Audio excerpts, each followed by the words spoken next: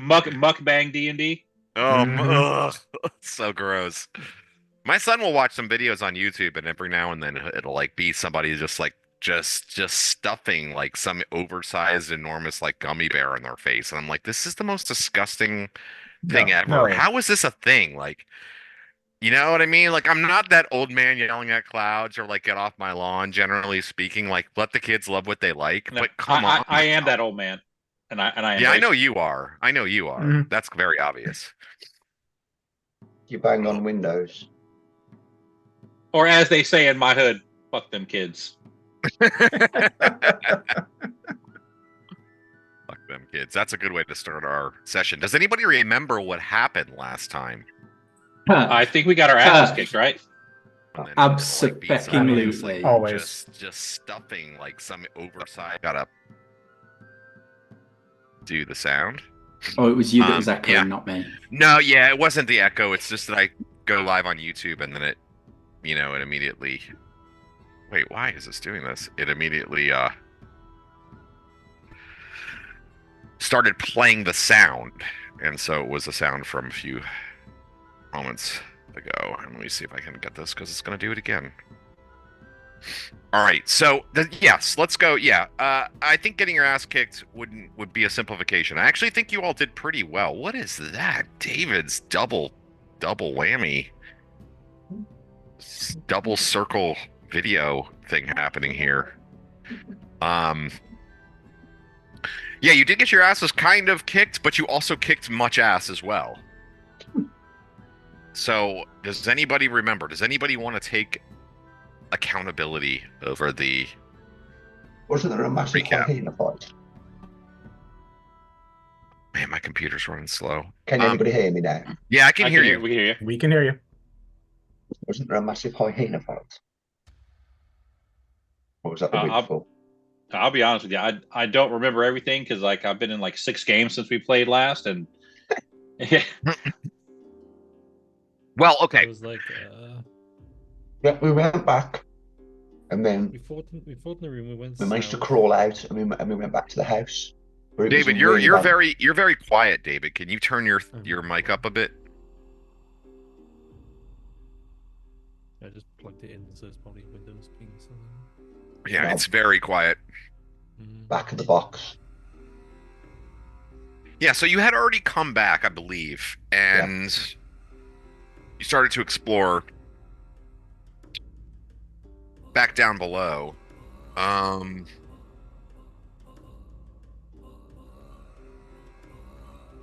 But I am forgetting. Did you immediately basically come to this area and start a gigantic fight? And was Pretty that the much. whole session? Yeah. Basically? Am I remembering Yeah. that right? You are remembering that exactly right. We walked Okay. into a place and people wanted to punch us. So, oh, hold on. roll 20 Oh, there you updated. I go. don't know where any of the buttons are. Windows always Yeah. does this every time. All right, yeah, you sound better. You sound louder. Windows just loves fucking with the settings. It's true. Yeah. Oh yeah, like anytime I plug in anything or unplug it or restart any program, everything, like it doesn't matter what I do. It just switches everything. All right, so yeah, so you're essentially the group of the 5 of you are in, I mean, essentially a hallway, and there are passages kind of going in every direction from where you are, east, west. There's sort of something going to the north. There's, an area to the south with a couple of doors that you haven't really explored yet. But in every direction, there's unexplored stuff. But more pressing or more sort of at the forefront of your minds right now are the literally dozens of dozen plus bodies that are like everywhere. You've got some ogres, a bunch of gnolls, and even a couple of hobgoblins, all just in piles around you, gore everywhere. And a I side mean, all order of, including fries. all over you, all of you. So let's why don't we start this session? I want to because it has been a little bit of a little bit of a break. Let's start by everybody describe your characters once more, but describe them in a way that maybe accurately depicts the level of injury and fatigue that your characters have. That makes sense? So go ahead and Pete, why don't you start here with JB? Give us what is JB? How's JB looking right now? Well, JB is looking kind of haggard right now. His entire outfit is splattered in blood. His hair is matted to his head because he's taken so many shots to the skull. There's definitely some bleeding from the head, possibly a concussion. And his eyes are like wild. After, being almost dead twice. And mostly dead all day. Yeah, pretty much. Yep. What about Tuctrin?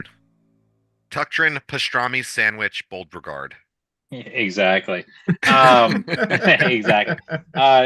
Tuctrin is actually not looking too bad. He's got a couple of dents in his armor and his shield that are noticeable, but overall, not looking too terrible actually. Right. He's but he is wide-eyed and he's on a very high alert because we were trying to avoid an incident like this and it absolutely did not work. So he's a little bit on edge right now.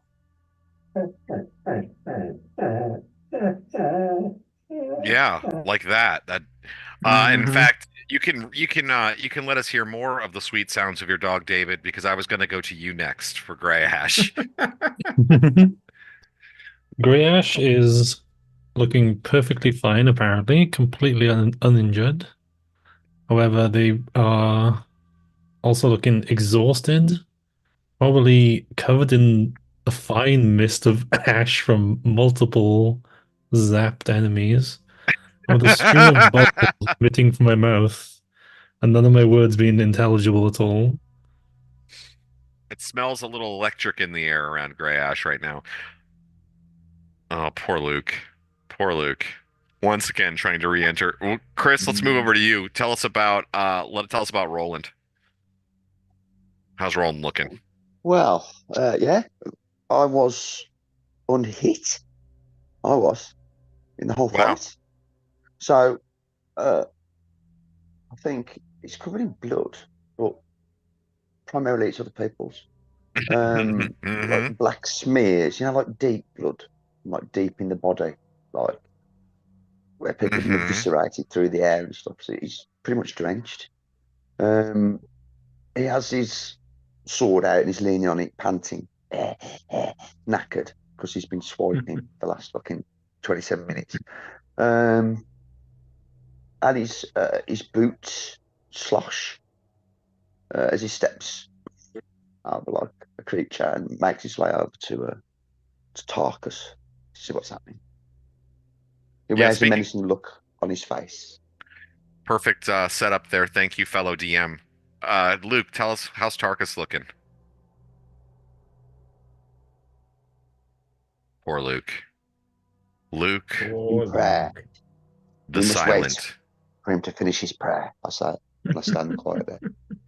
It has been a great battle. It's to homage. We'll get Luke's in just a second. Poor guy. Nope, we cannot hear you, Luke. And can anybody else hear him? I cannot hear him. No, I cannot. All right. So there is How about now? There we are. there you go. It Tell was us. picking up the wrong microphone. Perfect. Okay, Of course. so How did you go to change microphone? the little up arrow next to the microphone at the bottom, you can go to select microphone. Yep. Where it shows the mute button. I'm on my phone now. I don't know where that is. Oh, I don't know on a phone. Luke, tell us how Tarkus is looking here. Let's get into this game here. Yeah, so Tarkus isn't looking too bad for the most part, there's all sorts of gashes, and his skin's blistered because he was just on fire. Threw oil, the gnolls threw oil all over him and set him ablaze. So rolling around on the floor, burning to a crisp.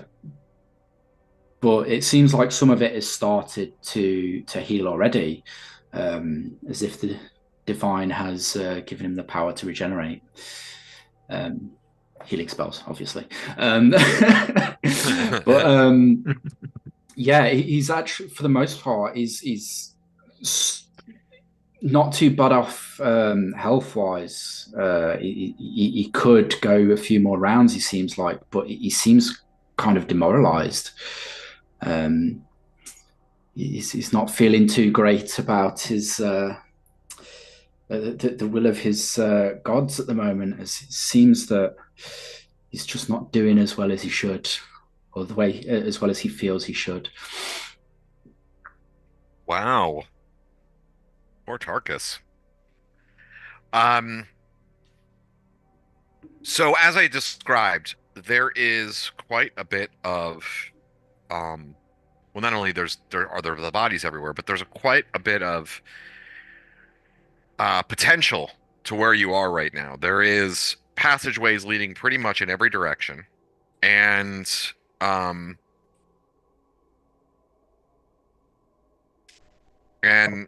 First things you first. haven't. Yeah, go ahead. There's a lot of dead bodies to search.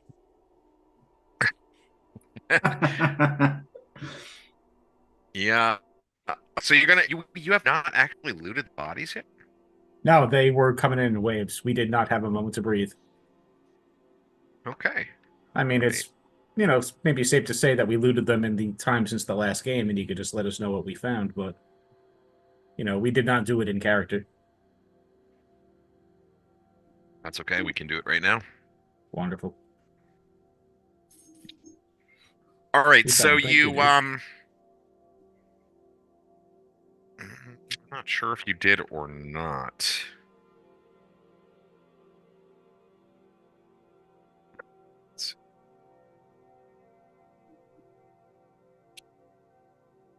Oh, let's see here.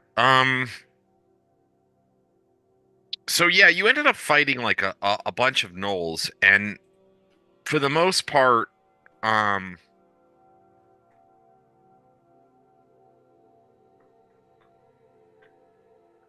me here. I'll go through this here one at a time. Right. This is going to take me a quick second just to make sure I get everything for you guys. All right, so that was. I will tell you this right now. On some of the guys, you find 40 electrum pieces divided amongst a bunch of them. Let's see here.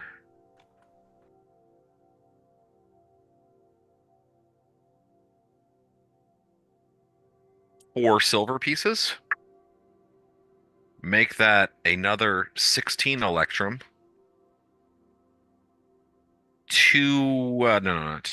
Eight gold pieces. A silver chain with a roughly polished carnelian. Does JB want to go ahead and praise that? Sure. What? Okay. Yeah, you guess that that's something of value. It's worth 125 gold pieces. It was on the largest of the gnolls. Let's see here. Sorry, I'm going like room by room where these guys came from and trying to give you these individuals. 14 more silver. 28 more electrum. 28 more electrum. And 21 more gold pieces. You said 21 more gold? Mm-hmm. Okay. The ogres each had belt pouches. Why does I it have was to be? involved in heavy combat with them, so I suppose I fish off a belt pouch with my sword and flick it over to JB. Oh my god, that's so good. Rolls. It's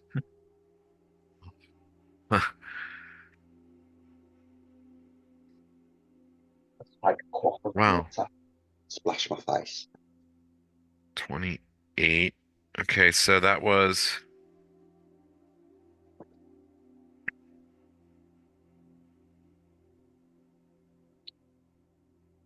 56 silver pieces between them.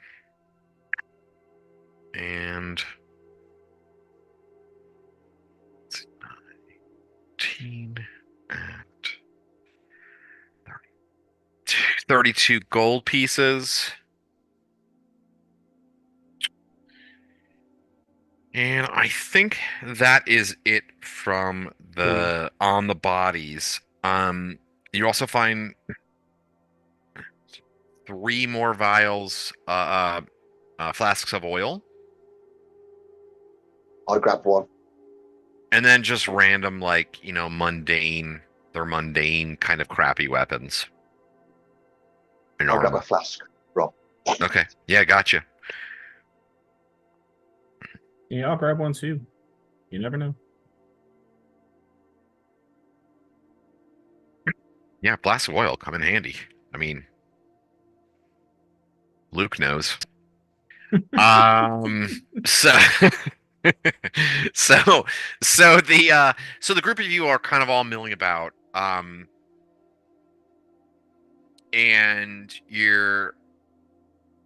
so what is everybody doing? I mean, okay, so JB, to a certain extent, Roland were kind of looting bodies. What is everybody else doing? What's Tuctron doing?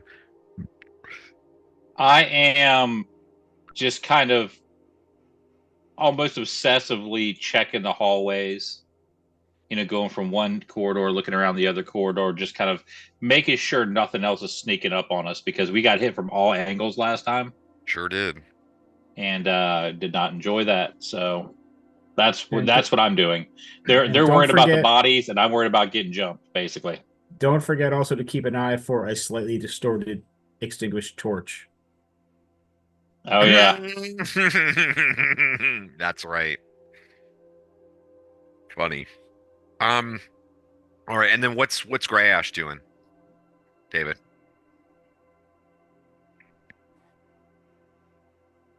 You're muted. You are muted. I want to hand out some of my healing potions that I got from the wizard. I think you gave me 5 of them. That sounds about right. You have to look at your inventory, though. Yeah, I don't know what... I don't think I wrote down what strength they were. They're potions of healing. They're just regular standard potions of healing, which I think is 2d4 plus 1. Is that what it is? So I'll give 2 to the guy that was on fire. And I think 2 to JB as well. I think you were messed up as well. Yeah, I took quite a few knocks around. JB's been messed up in every single fight we've had.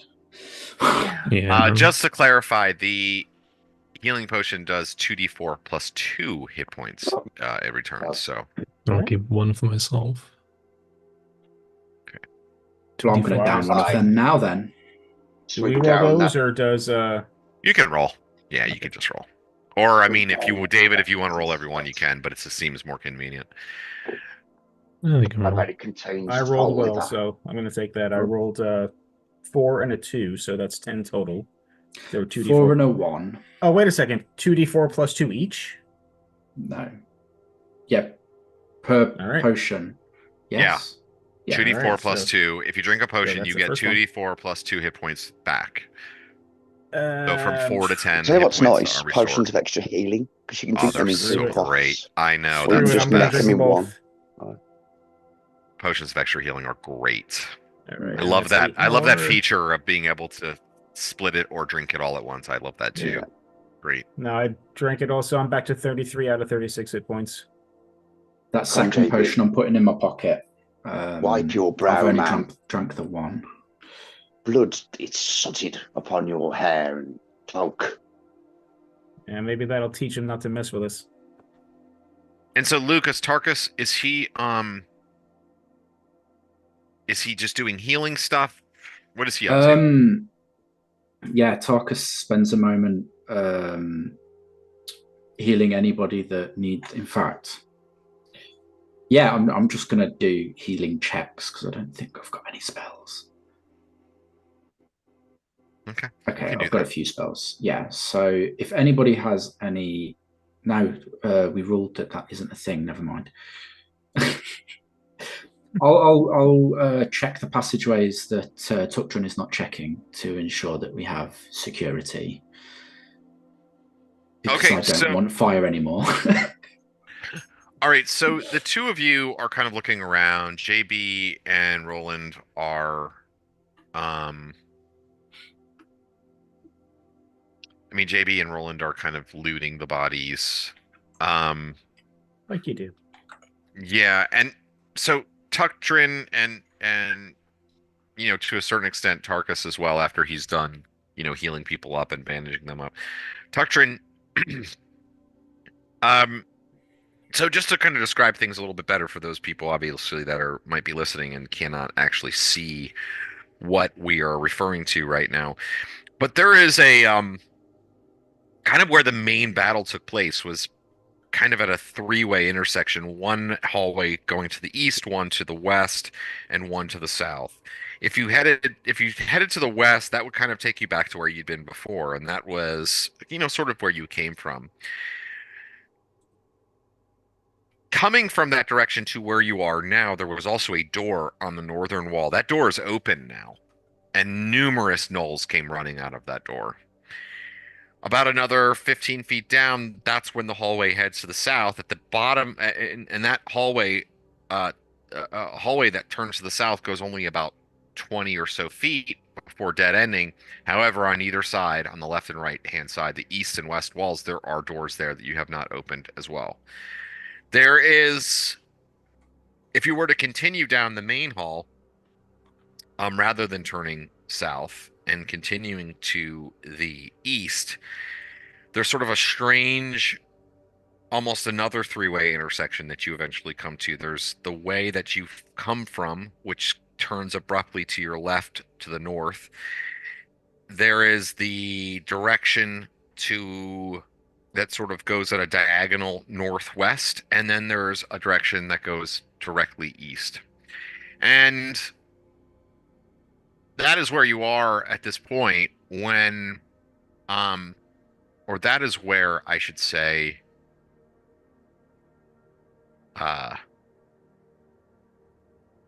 Tuktrin is looking. I just walk straight into the open door with my sword in front of me.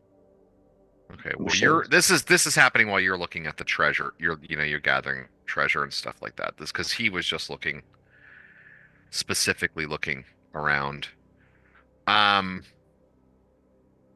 Actually, these are. All right, so I'm going to extend this off a little further than I normally would, simply because there is. You're not able, Tuktrin, you're not able to, your infravision doesn't kick in because you see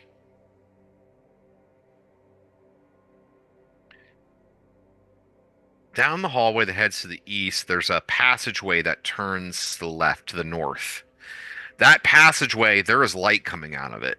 Like you can tell that there's torches lit in there, in that passageway. All right. The other passage is the one that goes straight to the south. There is no lighting, nor is there lighting continuing further on. But that light is enough to sort of disrupt your infravision.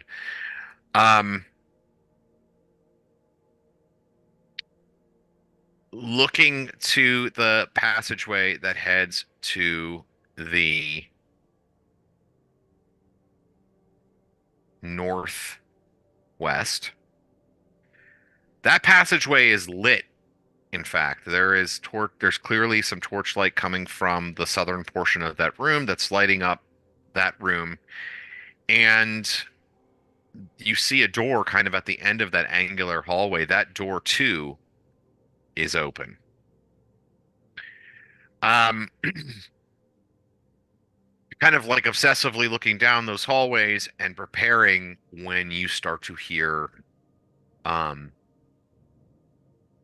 sound of, I guess you might say there is a certain sound of figures moving towards you. Oh boy. And Get my wand out.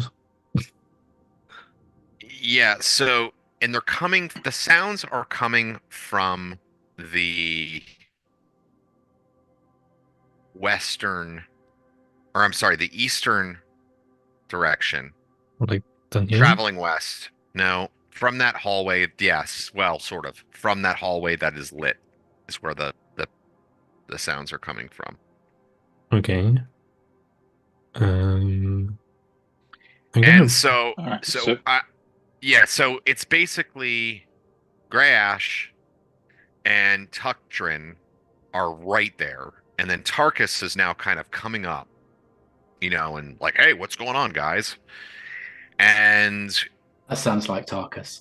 not at all. Not at all. Terrible Tarkus impersonation. But you can all hear this. What would you like to do? You hear some sounds. What would you like to do? I'm going to turn and look back at everybody and say, prepare yourselves. I believe we're going to have more company.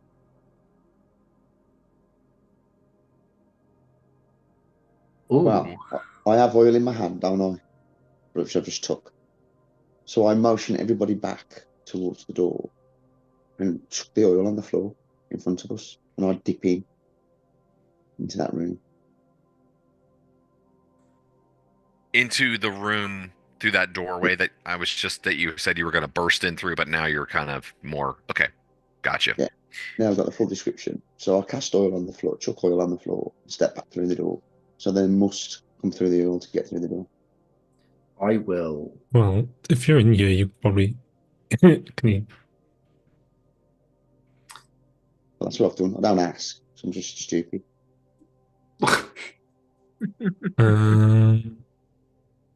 All right, so Released in that so you move into that, you pour the oil down, you move into that room, kind of like, so you haven't, you're sort of at the farthest rear of the group right now. Roland is, right? So he pours oil all on the floor right there in front of the door, moves into the room. There's light in there. There's some torchlight, and now you can kind of get a look around the room. It's it's a bare stone room. There's a peg here or there, hanging from the wall. There are some brackets with 2 unlit torches and 1 lit torch. Like, it looks like they were extinguished, though there's 1 torch that's lit right now, so just a little bit of light. There is a rude wooden table against the east wall, just south of the door, not the one that you came through, the other door. And there is a small keg of water in the northwest corner of the room. And a mound next to it's a mound of ordinary looking dirt. The door that's in the room, like I said, is also open. You can kind of see beyond. It just looks like another sort of ramshackle room. That's what Roland sees slipping into there. Greyash has his wand of wander out. Did you want to do anything else, Greyash?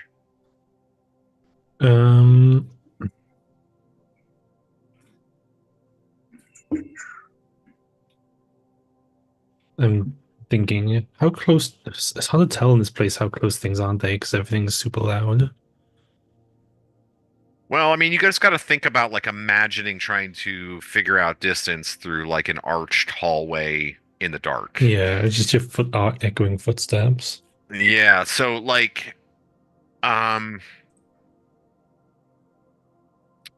you can tell, looking down the hallway, you can tell that there's, whatever these figures are, they are certainly approaching, because there are, the light seems to be getting a little bit brighter, as though perhaps whatever figure is carrying a torch or a lantern. Actually, it's probably a lantern. I'm gonna move back here. My goal is to, when I feel they're coming down this hallway, I want to like use the wand to cast a spell and then run all the way back here, basically. But it'll probably be like come out, cast, and then like I'll get to like here or something. Okay. And finally, what is Tarkus gonna do? Oh no, what is JB gonna? Tarkus and JB actually. Let me do Tarkus first. What's Tarkus gonna Just do? in case my Zoom breaks. Yeah. So yeah, sorry, everything broke and I missed the description. Fine. Where are we exactly right now? So most everybody. So Tarkus, JB, or Tarkus, Tuctrin, and Greyash are all standing at the three-way intersection that is about but not the main one, like the one a little bit further, and looking down the hallway. Tuctrin heard a noise, the sound of figures approaching just as you walked up, and you heard that, of course. And so the three of you are kind of like down that long hallway, and you can see light now is definitely approaching from that northern passageway. That's, whatever, 50, 60, whatever feet down the hallway. And Roland has slipped what way? Roland's, well, you wouldn't really know where Roland went. Okay. You weren't really paying attention in that direction. I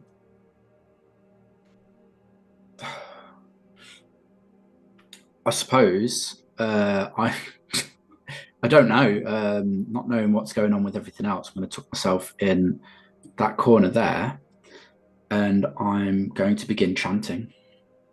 Okay. 50, 60 feet. That's fair. Okay. I'm going to begin to chant. Now, what about JB? JB's going to get to the other wall, the slanted one, sort of away from the rest of the group. Put up his hood to give himself as much cover as possible, because whatever's coming down there, he might only get one surprise shot, but he might only need one surprise shot. So I got my bow out, I got an arrow ready to go, and I'm as hidden as I can possibly be while staying in full sight of whatever's coming.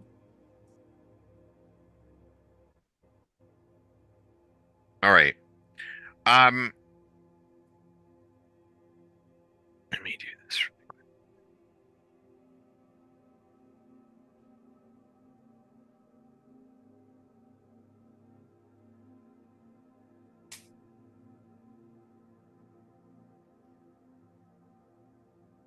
Oh, come on. Sorry. Of course, it's like my computer is going outrageously slow right now. Like, it is just going. It's really pissing me off. I gotta be honest with you. But what are you gonna do? Just trying to get you a picture. All right, so the figures, the sounds continue to increase, and before long, you see a fairly well organized group of figures emerge from around that bend. A group of, I can actually get this fucking thing to open, for the love of sweet baby Jeeves.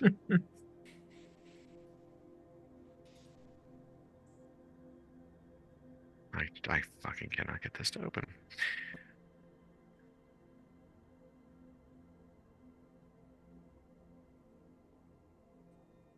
Okay, it's going.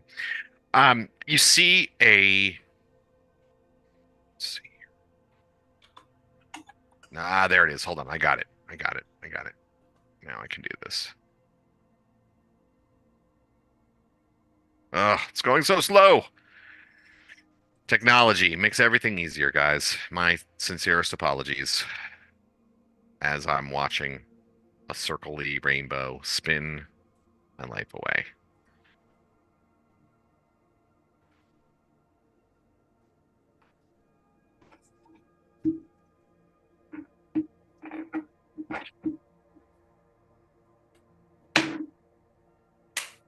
I can't do it. I can't get it. got it. Here's what I'm gonna do. I have my tricks. All right.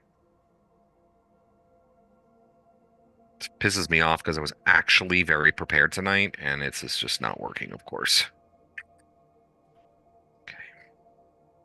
1 second, and here we go. And before you know it, you're gonna see something on.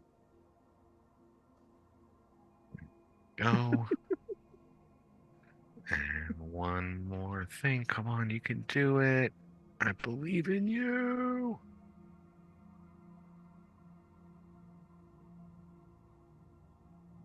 Okay.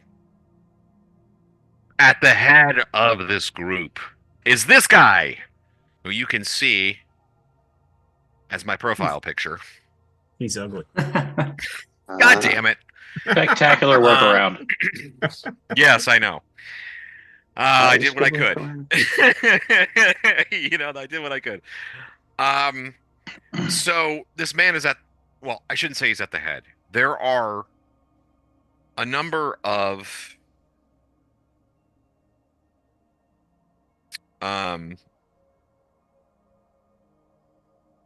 chainmail wearing, helmeted, and sword carrying men at arms. There's 2 in front of him. And then there's this guy.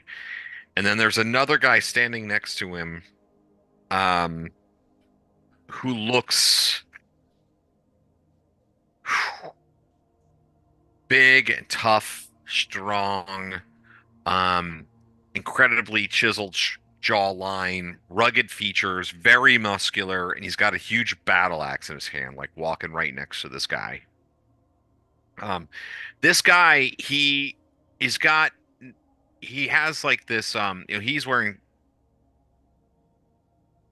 well, it actually shows him wearing chainmail in this. Yes, he's wearing chainmail, and he's got this mace on. But he also has this symbol around his neck that those with religious training whatsoever know is a symbol for earth, hanging from around his neck. And much of what he wears is in, brown tones, as are the men that he is with. Behind them are another 2 guards sort of flanking them. So in total, there's 8. However, those are not the only 8, as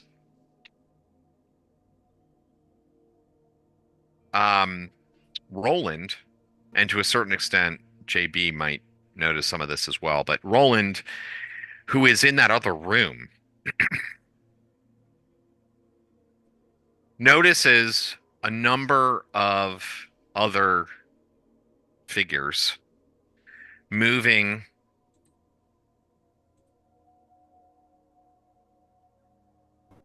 Well, I guess Roland maybe wouldn't necessarily know.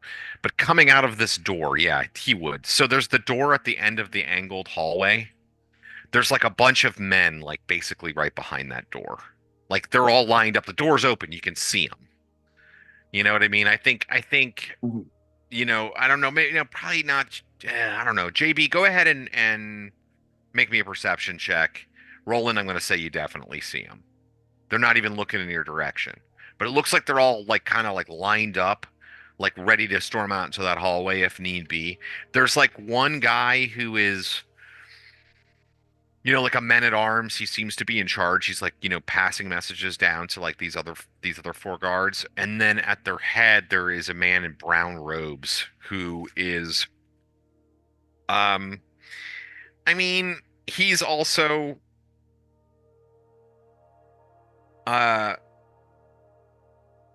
he's wearing splint mail armor, and he's carrying a mace as well. But he's got this, he's got these brown robes on, and you can see it's got embroidery with that same earthen symbol. This is the guy by me. Mm-hmm. Describing. I was going to Yeah, ask you well, if I had so any... like you're kind of like here, I guess. Like you're in that Yeah. the further south room.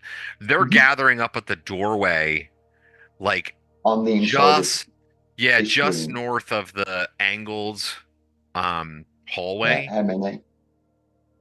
I mean, it's hard to see, but you're gonna guess in the range of like 4 to 6, somewhere in that area. You can't see Yeah. everybody in there. They're lined up, so it's not like, but there's probably like 4 to 6 guys. But anyway, on the other end, and I'll leave you to deal with that. But on the other end, these guys kind of come marching up, and Tucktrin is basically standing there, right? Am I understanding the situation correctly, Dom?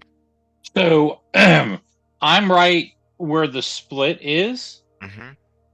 and I was looking out, I saw the light, and then everybody, if I'm hearing everything correctly, everybody backed into the room up this hallway, correct? Like No. JB is kind of like just up the angled wall very slightly with his hood up, and he is incredibly well hidden. I mean, he's essentially invisible. It's like a Right. predator. It's Well, 90% invisibility. when I see them come around and I see that there's that many people, I'm backing up. Okay. You Which know, way do you want to back up? The way we came, and I want to head kind of towards, I don't know how to ping on here, but like this, in this direction. Yeah. Because they're coming from here and here, right? Yeah. Yeah. So basically, although to be fair, Tucktrin wouldn't actually know that they're coming from the northern door. But we know the Knolls came from the northern door, correct? You know that there were bad guys that came from there before, right? But so yeah, I'm not technically going that speaking, way. and that's fine. But you wouldn't actually know those. Only Roland really. Okay, Well, so I'm know. going in the direction that we've already quote unquote cleared. Uh-huh. Okay.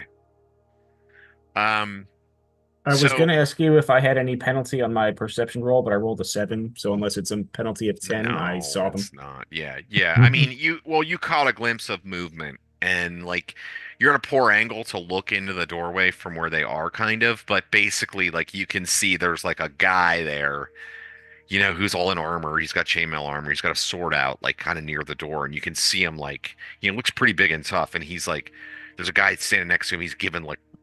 He's like whispering orders or whatever, I'm going to quietly gesture towards Tucktrin that I saw movement. I saw something coming.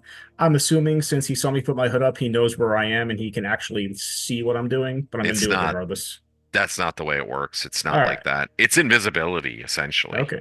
I mean, like, yeah, I mean, he takes his eyes off you. He's almost, you're like, it's a 90%. Yeah, you're gone. Okay. You're gone. Like, you don't. All right. Yeah, it's not like hiding in shadows where somebody, if they're looking at you, could follow you where you go. It's better than that, really. Well. Yeah, Greyash, Tarkus, what are you guys doing? Oh, like seeing that and seeing wonder roll. Seeing Tucktrin back off the way he did when he assumed that there was something come up there, I'm going to follow him. Okay. So no, you're not really splitting the party because so Greyash and Tarkus you're still both around that corner there though, right? And you see Tucktrin kind of start backing up. He's moves past you and backs up, basically. I mean, you guys are standing right there. And I'm gonna try and use the one to cast lightning bolt. Oh, Jesus There's like a 50% chance it'll work. Oh no. Okay. Well, that wasn't what I was really expecting, but that's cool. Let's do it. If they're friendly, this isn't going to go very well. But... well, they're not going to be friendly for very long. Oh yeah, we are going to die. Listen, I'm willing to take that chance. Oh, too funny. Well, it's like a 50% chance. So 1, it works. 2, it doesn't. Oh. Well, it works. So does it cast at your level, or do you have to do a? It casts on my level because it uses the charges based on like the level of the spell. Such a good item for a wild mage. I mean, it's just it's the item for a wild mage. Do All we right, still wild so surge that? Because it's a wand. I don't think so. One's a fruity. Yeah, I don't think you would wild search that. Hmm. Because it's the wand that's, well, no, you're casting the spell. You're using the power of the spell, the wand, to cast your spell. I don't know. What do you want to do? I don't care either way. I can go either way. What do you want it to? Do you want to wild search because that's fun, or do you want to? I think it's not because it's wild already like a 50% chance this thing is going to be a wild surge anyway. Yeah, I kind of No feel point like doubling you're. up on it. Yeah, I kind of feel like you've already walked that. You know, you've already walked that plank. I don't know if you need to do it again. All right, so yeah, so your lightning bolt fires off down the hallway. You just like move, and like, none of you have a light source down there, right? So like, it's dark down there, and but you can kind of see them because one of the guards has a lantern. Yeah, so he's at the front, and like this lightning bolt just goes blasting off down the hallway. Okay, so go ahead and roll your damage on that. Do they get saves? They will, but I want the first one. Is it 5 feet or 10 feet wide? It's a 10-foot wide hallway, so I'll just get the whole hallway. I mean, is it a 10-foot? I'm asking, is the bolt 10 foot wide or is the bolt 5 foot wide? Says 10 foot. Yeah, I think. I think you can choose, right? You see the forked bolt 10 feet wide and 40 feet long, or 5 feet wide and 80 feet long. I bet that. But Is that I know right? I know they're coming out by here, so like, I guess. I mean, you can see them all now. I mean, like they're all like that. Well, all those guys I described are all there. How close are they? Do I need one that goes all the way to here, or like do I just? Well, the range. Okay, let's see here. Oh yeah, because I can also. Why does magic have to be so? It doesn't have to. It doesn't actually shoot from your hand. Yeah, it shoots from a place where you decide it shoots. Yeah, so it could be 10 foot wide and 40 feet long, which would encompass literally everybody if it works. Yeah. I'll just do a 10-foot wide. Get the whole hallway. I can't jump to the side or something. God, that'd be so okay. Well, 5d6.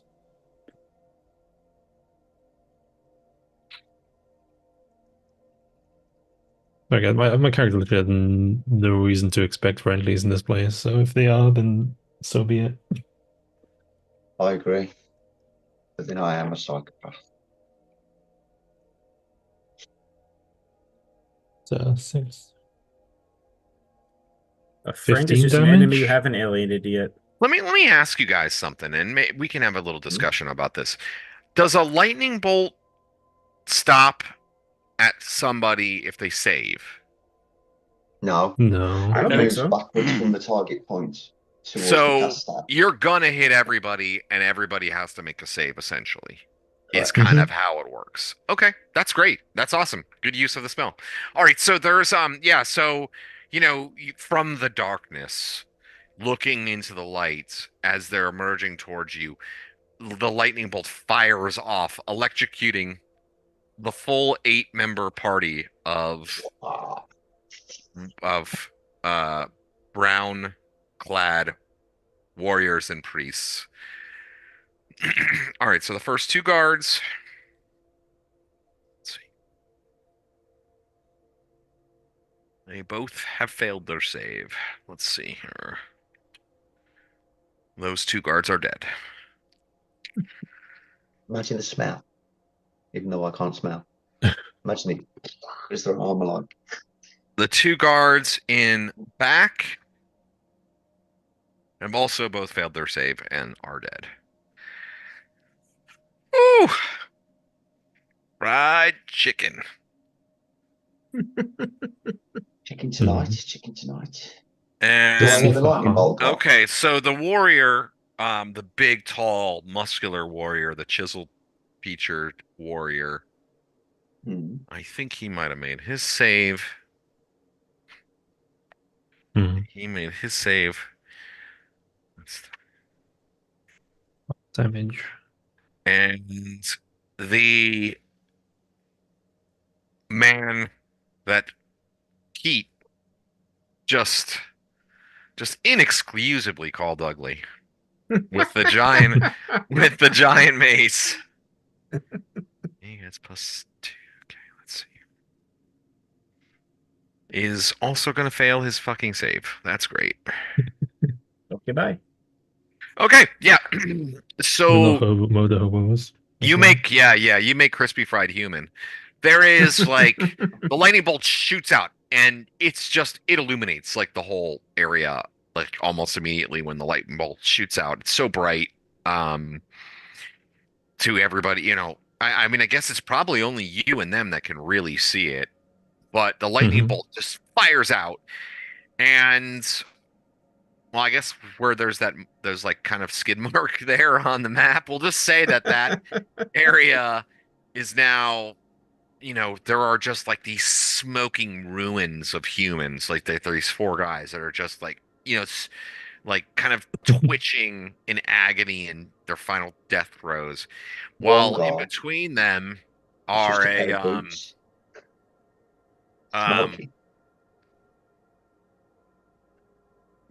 between them, the two figures, the one with the mace says, quickly fall back. I cannot take another hit like that. Come.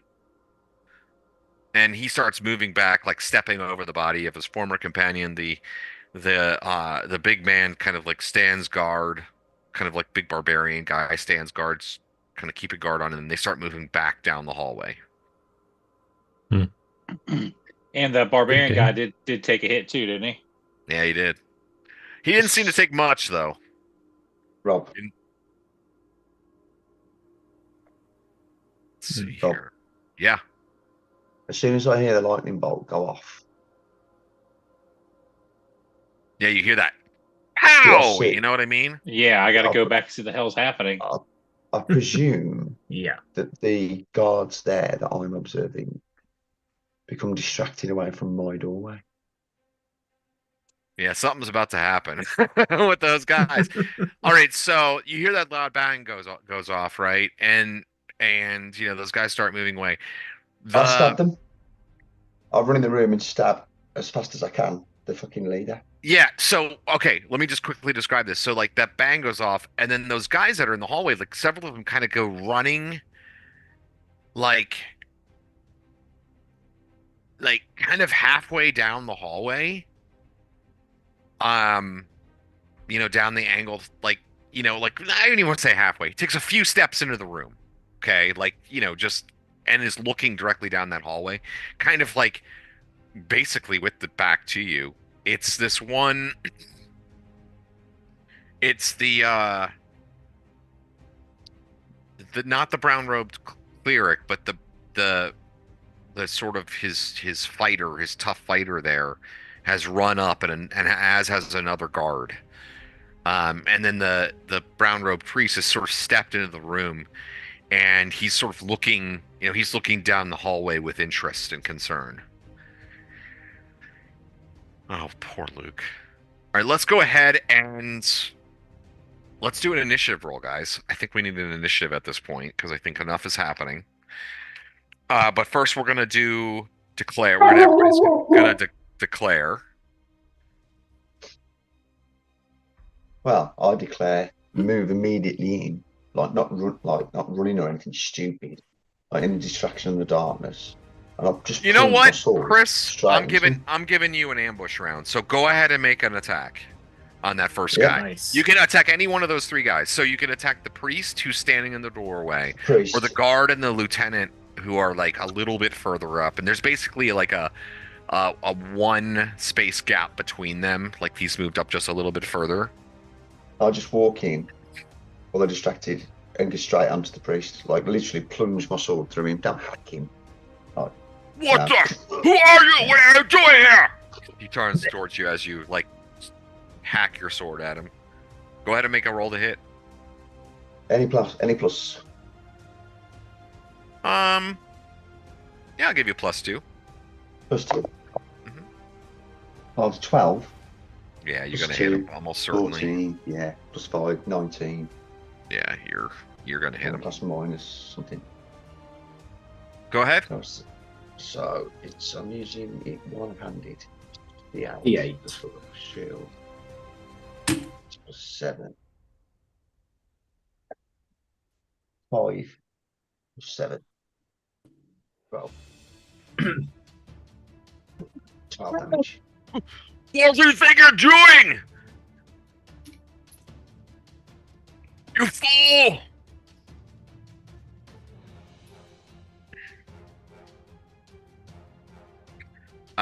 Okay, so let's go ahead and do declarations. We'll start with you, Grayash. David, you just have blasted them with this lightning bolt, and you can hear like this yelling of this man like down the hallway to the other side. And you can now you turn and you can see like down that hallway, or you can you're not. That's not exactly your position where your character is standing. I think right now you'd have to be able to see them, so you'd have to be like at least like out by the corner. It doesn't have to be that close. I'm not going to put you in any real danger for those other guys, but you can see that up that hallway. There's a couple of guys that were like seemed drawn to the loud sound, the echoing boom. And let's see if they notice you or not.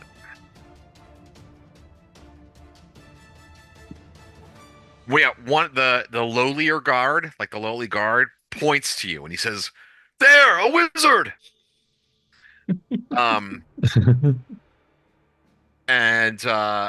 But you can also hear this grunting, like, and you see Roland all the way down at the other end of the hall just like run through this other brown-robed priest. But there looks to be other men behind them that are kind of coming out as well. What would you like to do? I will get in cover and shout out, I guess, is like, what do you mean, what are we doing? Are you not affiliated with these monsters? Come to take our lives like they?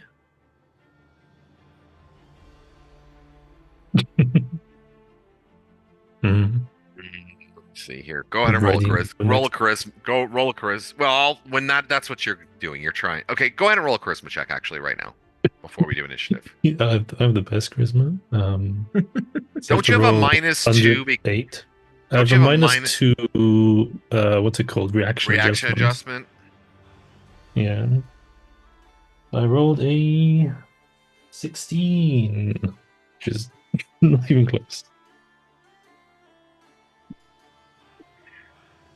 The guard who pointed you out says,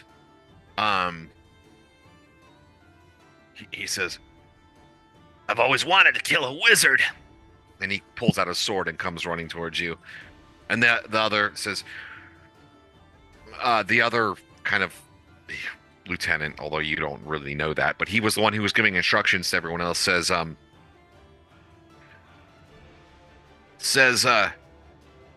"Take them out! There'll be no negotiating today." Okay.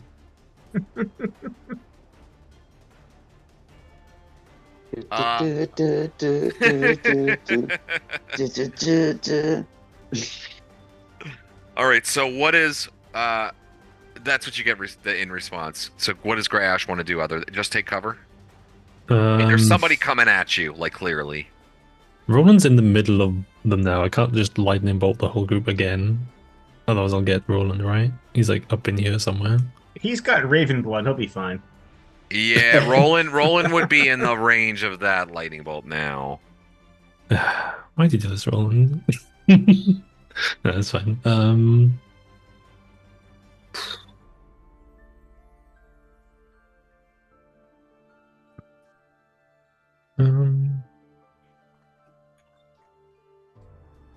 So I'll try the wand again, but to cast Hold Person. Okay. What about JB? How many can I see right now? Where are you exactly? I was right at the other side. Because you were up against the wall, Yeah. like kind of hiding. Did you just stay there? I pretty much stayed there, yeah. So I watched the whole storm happen. Yeah, so you can see the two guys that are like, have moved slightly down the hall. I mean, like 5 feet, like not hardly at all. They've just taken a few steps down the hall because that's where the noise came from. You saw everything that happened. The one pointing at Greyhawk and everything like that. Oh shit! All right, you know what? Yeah, there we go. The one who yelled out, "I've always wanted to kill a wizard." I'm gonna turn to him, tell him, "Get used to disappointment," and fire an arrow. Okay, well, that's fine, but I'm going to remind you of something, okay? Because I'm a nice person, and I like you, Pete. You are current. They do not see you. Oh, that's right. So you're in position to potentially do a backstab. As the guy comes by you. I'm going to do that. All right, so you're essentially going to wait until the moment he goes by you. That's right. All right, what about Tarkus? Luke. Is Luke still in this room? I am still in this room. It's a miracle. I assume Tarkus is still stood there in the corner chanting whilst I was away. Yes. So I think that pings this round, so everybody gets +2 damage, +1 damage save and attack rolls, and all the enemy get -1. Was that a blessing or is it what is that? That is chant. As long as I continue to chant in this corner, those buffs are constant for anybody within 30 feet. Can you fight while chanting? No, I cannot move. I cannot do anything except that stand would be here and so chant. badass. They should let you get that somehow. Wouldn't that be awesome? There's one later on that does that. Oh, really? Yeah, prayer. I've got prayer. I could use prayer. I think prayer is actually a lower level, isn't it? Level 1. I think you have to do prayer before the battle, though, don't you? Yes. There is one later anyway, whichever. It doesn't matter. Okay. But I quite like being a badass and just standing here and chanting. I think it's cool. It's like actually, singing while we fight. It's mad. Yeah, I know. Exactly. I'm the bard. Right? Yeah, inspiring everybody. Walking. What about so Roland, you've got this guy in front of you. He is looking rough. Like he was not ready for you. He looks soft and doughy. You hacked into him. He's looking really bad. But now that you're up there close, you can see that behind him are behind that priest are 3 more guards. Mm-hmm. Regular, standard, like normal guards. Mm-hmm. Okay. What are you doing? 2 attacks on the priest, strike to stun. Yeah, he's not gonna be happy. And finally, Tuctrin. So I backed away and I heard the lightning bolt. So I went running back towards that. I figured with 16 people coming, we were going to back up and take a more strategic position. But I guess we're just going the opposite direction. So I'm going to start charging towards the danger to help out my compatriots. I got to find out what's going on. So those little legs are running so fast. Yeah, basically. Like I backed away and I was like, I assume people are coming since I said people are coming, and they didn't. So that's all right. You dwarves are natural sprinters. You're wasted over long distance. Exactly. I know you're like people. You're like people are coming, and Greyhawk is like, oh yeah, okay, blast, and just like blows them all up. I mean, essentially, that's just what happened. Yeah, exactly. So that I'm like, shit, okay. And I so go you kind of come. I'm assuming you haven't been that far back. So did you want to try to engage in any sort of combat activities? The two figures. If I can, it's up to you whether I can or not. But yeah, if so. So the ambush round happened with Greyhawk shooting that lightning bolt. So those guys are technically still in that area, the ones that were hurt. They clearly are moving back though. Like, very clearly. For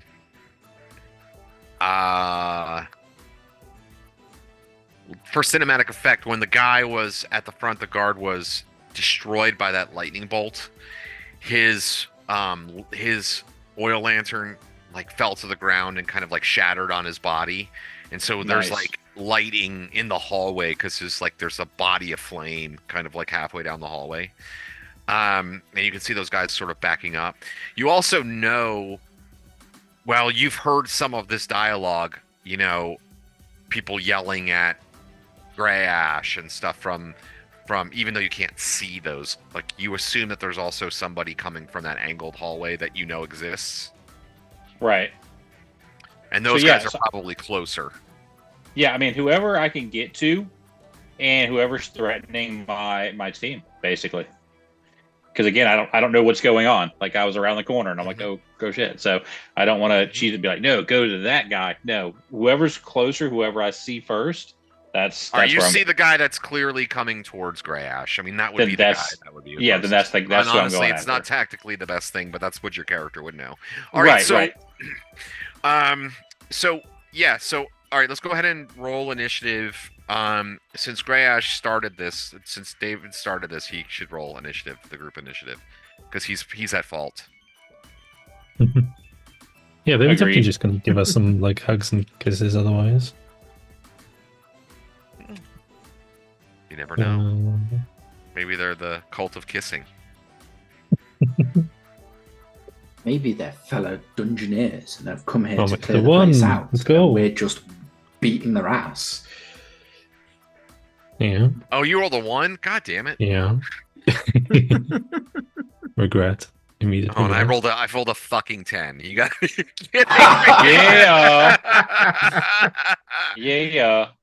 Are any of us or all of us going first? I think JB goes on a 3. Correct. Gray Ash is I'll go on 5. Old person's what? 3, 5, something like that. Okay. 1, 2, 3. JB's first, I know. So go ahead, JB. All right. Gonna backstab this dude as he tries to get the elf. That is a 16, so I'm gonna hit AC of 1. Yeah, that's gonna be good enough. All right. This is my +1 dagger, so this is gonna be a backstab times 3. It would have actually been an AC of -3, just so you're aware. You're +4 when you're backstabbing to hit. Oh, cool. All right, so that's a 3. So 3 + 1 is 4. So I just did 12 points of damage. I mean, you don't get to backstab a lot, and although this is just a lowly goon, would you like to describe your kill because you get to backstab somebody? as this goon runs towards Gray Ash, yelling out that he's always wanted to kill a wizard, all of a sudden he is grasped around the throat by an invisible hand.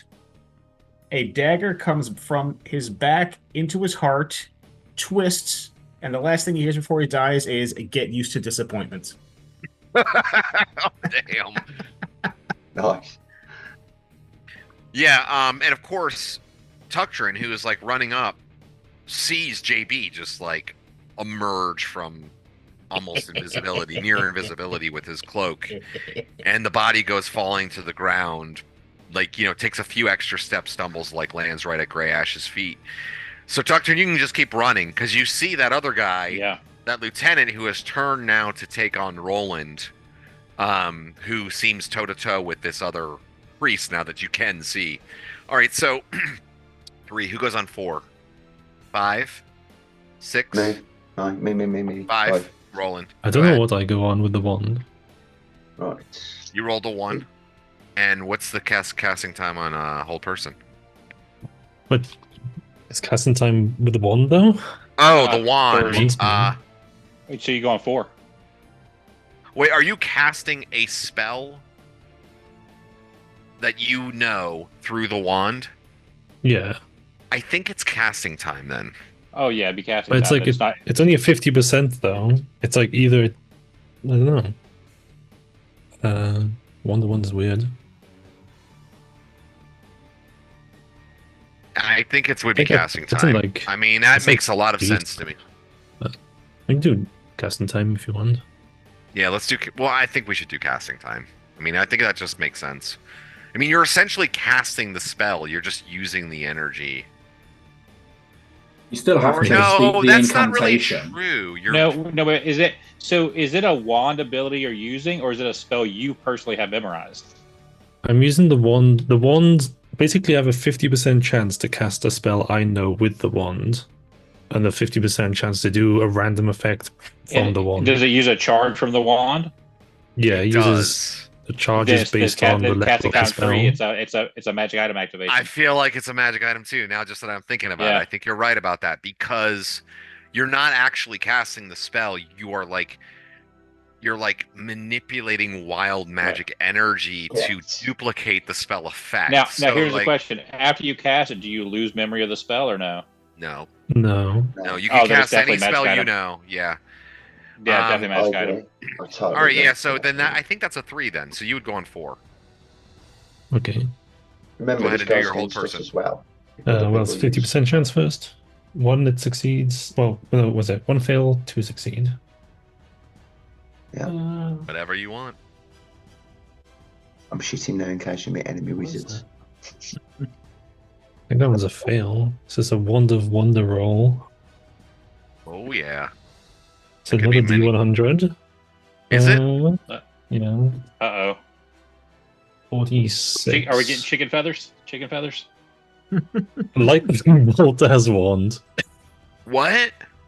37 to 46. Lightning bolt, 70 foot long by 5 foot wide as wand. So I tried to cast Hold Person in that direction and cast Lightning Bolt again. It says as wand, not as my level, so it's just... Oh my god, dude. So you're holding person with lightning. 66. Oh, that's the Lightning Bolt wand. Treat 1s as 2s. Lovely. Oh my god. How weird. Why would they do that? Like, they're just like, well, let's just fucking make this weird. There's worse things that could have happened. Oh, yeah. One of them is flesh to stone in area. So. Treat 1s as 2s, so. 1 6 2 12 18. Can anybody hear me? 24? Yeah. Yes. Okay. Yes, It's the 60-foot long one, so it's going to be like it's like up here somewhere. Well, it said it was 70 feet by. It specifically said it was like 70 feet by. 70 feet 70 by 5. feet by 5 wide. Yeah. That might rebound. Yep, that's rebounded. I can't see what the wall is, so. Yeah, it's like. Unless there's something beyond the door. Yeah, it's up to Rob on what it does there. Yeah, okay, it'll be good. Comes back out the door and just goes for Roland again. All right, so lightning bolt fires out of your wand. Let's see here. So, go ahead and roll damage. I told you, it was 1 6. What was it? Did you already tell 24. me? 24 fucking damage. All right, well, first of all, JB, make a save. Versus wand. Versus wand. Oh, that is a thing. Okay. Do I have any penalties? D20. No penalties. It just sucks. That's what I've been holding up and using this thing. And Roland, go ahead and make a save. My bag. Right, my save is 13 at 13. That is a 12. I literally made it by the skin of my teeth. Oh All my right. god. 2. Oh, Roland failed.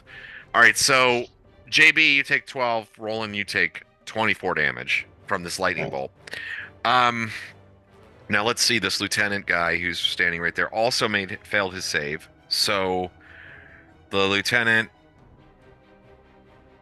he was pretty tough, but that was a lot of damage. So he's down. He's very injured. The brown robe priest is just obliterated. He just explodes basically. He had 1 hit point. And he just explodes. Like he doesn't explode, but he just gets. He was the and he just falls to the ground. He was that guy from Raiders of the Lost Ark, right? Yeah. Let's see here. Then that's 1. They all get -1. Oh, no, they don't. 3. Because they're not in range. Never mind. Ignore me. 3, 12. And all 3 of the guards behind him die. The bolt goes bouncing through that room, back and forth, basically, down the hallway. I'll show you. I'll reveal it so you'll see, but...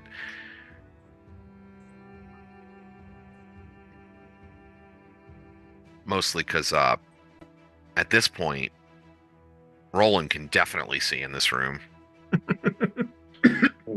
Problem is, it's a little too bright.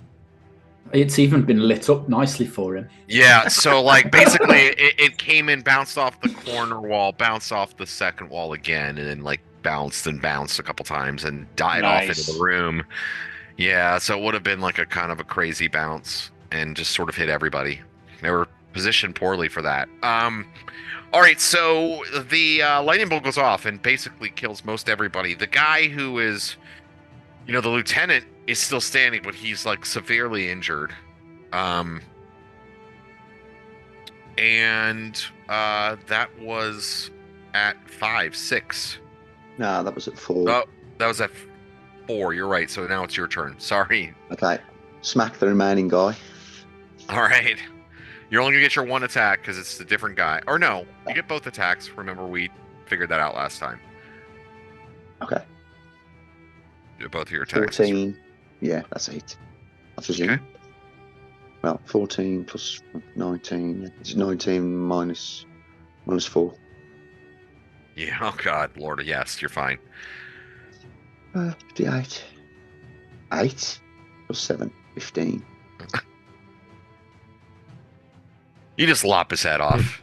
I mean, he looks up at you, and the last thing you hear, he looks at you and he says, "Romag, you fool," and then he just looks at you like almost with inevitability as you knock away his sword, and then you just hack off his head.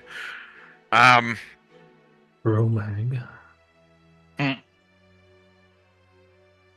Wow, that is funny that guy is dead. All right, so that was at 5, 6, 7, 8. 8. All right, so Tucktron, you come running down the hallway and there's no enemies left. Basically, all of your companions have killed everybody. Hey, it works for me. Yeah, so you come running down.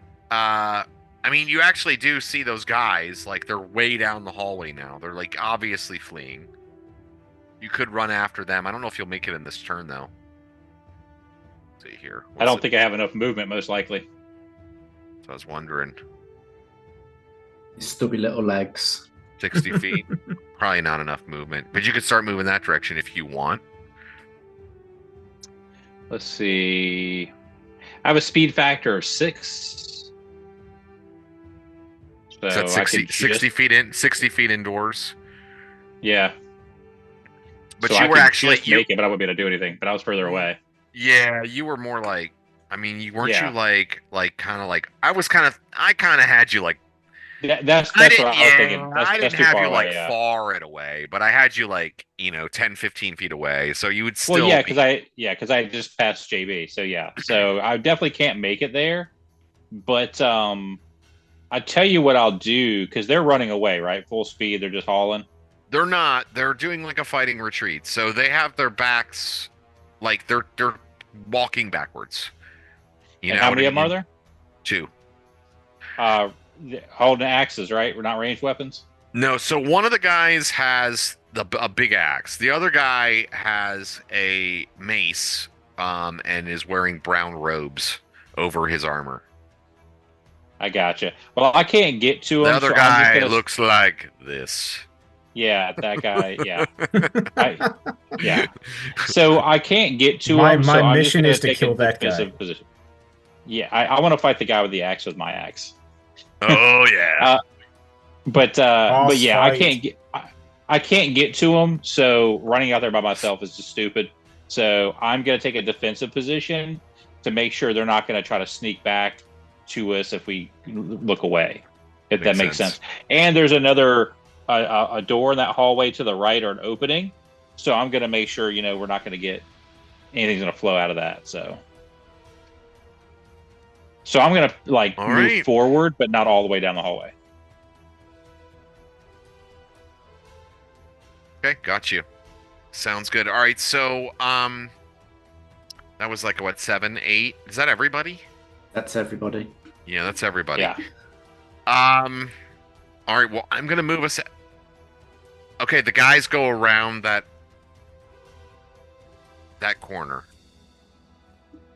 The 2 guys, so you can no longer see them. They have essentially, disappeared from view. Are they fleeing like morale? No, they were doing a fighting retreat, essentially. So Okay. they were backing away. They moved half their movement rate. But they're humans, so that's still 60 feet. For the inside information. So let's go to next round of declarations. Let's start with JB this time. If everyone's out of sight, we are going to get the hood back up to give us as much cover as possible and slowly follow bow ready. Because we don't want to leave anyone behind. Mm-hmm. Yeah, so I'm sorry, Dom, just confirm with me. So Tucktrin moved down the hallway. Yeah. 20 feet. He was just walking. See right here where I'm picking? Perfect. I wanted to go there and look into that hallway to make sure nothing was going to jump out at us, basically. Well, let's be real. Know what's happening. Yeah. Well, yeah. I'm gonna peek around the corner and a Etton's gonna smash me with a spiked club the size of dude. The size of Roland. So Probably. it's dark. It's dark down that way. So you look around the corner, and your infravision allows you to see that the passageway continues down there. Maybe 35 feet before turning to the left. It's wide, 10 feet wide this whole way. It's got those arch ceilings, and then it turns to your left or the east, all the way down there. Okay. Yep, I'll take a defensive position there. All right. All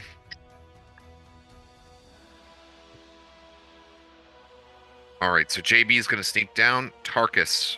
What is Tarkus? I mean, Luke. What's Tarkus going to do this round? Okay, so I assume I can tell that those guys Yes. aren't running away scared. They're backing off because I'm fighting, and I fight a lot. So I'm going to break chant, and Okay. instead I'm going to cast prayer so that I can actually move around. It does the same effect, but of a bigger radius. So that's the area that it'd cover. So everybody's in it, and yeah, that's my declaration. That's awesome. That's great. What about Roland? Wild man Roland. Hmm. You can see the door beyond. By the way, okay, so I should probably give you I charge the 2 men. Okay, let me give you a fuller description also where you are, because I didn't really give you the full description. My apologies on that there. Just so that way before you go running off into the wild blue yonder here. So that room that you're in right now, where you just had that battle, actually is in the southern area of that room, there are these 4 sort of heaps of bedding. And there is a shelf on the far end of the room where there are several, there's a bunch of bottles and mugs and all that stuff. But otherwise, the room is sort of not interesting. However, up to the north, you can also see, of course, that it does continue beyond. But you're just going to go running down that hallway looking for those guys. Well, you don't even know. Have you seen those guys? I saw the lightning bolt go through the room, so that's where I'm going to run. Okay, gonna run down there. I follow where the lightning bolt went, and I run around the corner charging. And okay, And finally, Grey Ash. What's he gonna do this time, David? It's gonna fry us all again. Yeah, I'm gonna not do that. Accidentally. Yeah. Run out of range, man. I mean, fair I was enough, worried it's- about using this one, like I risked it, and now it immediately backfired, like zapping to my own people. So I'm gonna hold You know off what on that. though? It took out what it needed to take out. Yeah, I was gonna say it zapped his own people, but man, you also killed a fuckload of those dudes. Yeah. Listen, when we thought that they might have been friendly, I said that's a risk I'm willing to take, and I got to stand by that. I don't know if my character ever thought they were friendly. It's just from what Rob's saying. I have a nice conversation here, guys. I'll just. Is Roland still up here? Or is he come heading down that way? Well, you have to roll initiative. You have to declare what you're doing, and then we will roll initiative, and then you'll start to see what happens. Correct. I will. Such is the joy of declaration. I will head up. I'll roll initiative to go find Roland.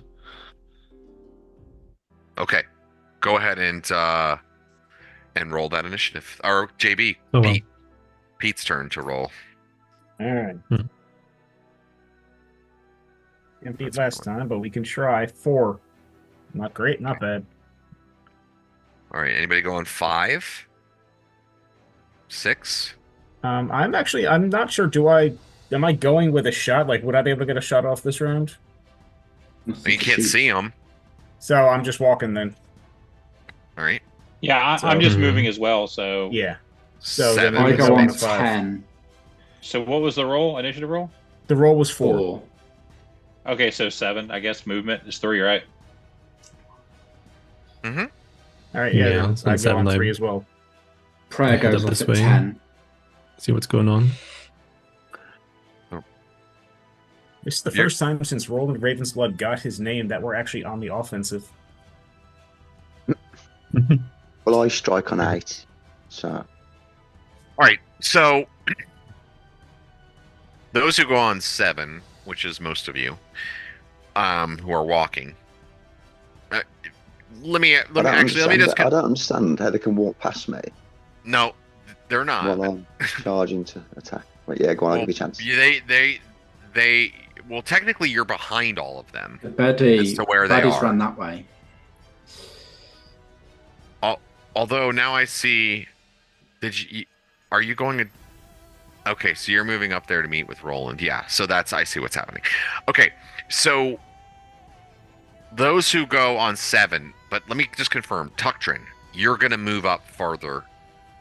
Describe yes, I'm moving exactly in which way, and describe what you're doing exactly. Okay, so I looked down that hallway last time. I don't see any immediate threats there.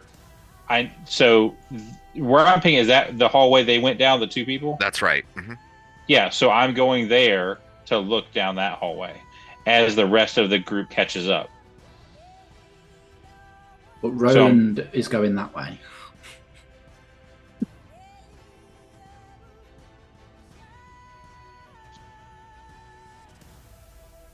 Apparently.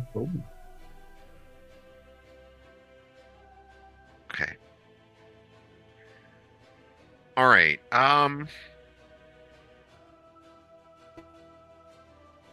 So, for those of you who are on 7, but Tuctrin is at the front. So Tuctrin at 7, you move around. You kind of get to that corner and peer around, and you can sort of see up that hallway. The hallway does continue straight and into the darkness, but it just your infravision is disrupted because there are torches lighting this northern passageway. And the northern passageway, again, it goes about maybe like 40-50 feet like along, 10 foot wide with those strange pointed arch ceiling, 17 foot tall ceiling. And at the end of the hallway, you can see that there are a couple of doors, one to the left and one to the right. It's not, you don't see the guys, so they obviously went into one of those 2 doors. But they seems to have gotten through the door before you got to this position. Right. The rest of the group, Grey Ash, well, or I should say not Grey Ash, JB. Okay, JB, you move up, like, you know, kind of up. You see Tuctrin, like, basically, like, peering around the corner. You move up to him as well. Grey Ash starts moving up that diagonal hall. And Roland Ravensblood goes roaring by you. Or do you want to go roaring by him? Because Grey Ash is, like, right there, walking up towards you. Chris, just as Roland is running by. I follow those two men immediately and bear down upon them, charging them, hacking them. Okay, so you just run right by Grey Ash. So Grey Ash, you see that. I mean, that happens. He just, you're moving up to find him, and he goes running by. Did you want to say anything or do anything? No. That's fine. Nope. Oh. Okay. I glare at him. That's my sizzling fucking beard. Because my arm, the ozone off my arm. Now, so you're are you charging? You said you were charging, so that's double movement rate. Mm-hmm. So it's 100. That's 240 feet. Let's see if you can make it. Let's see from. Let's see.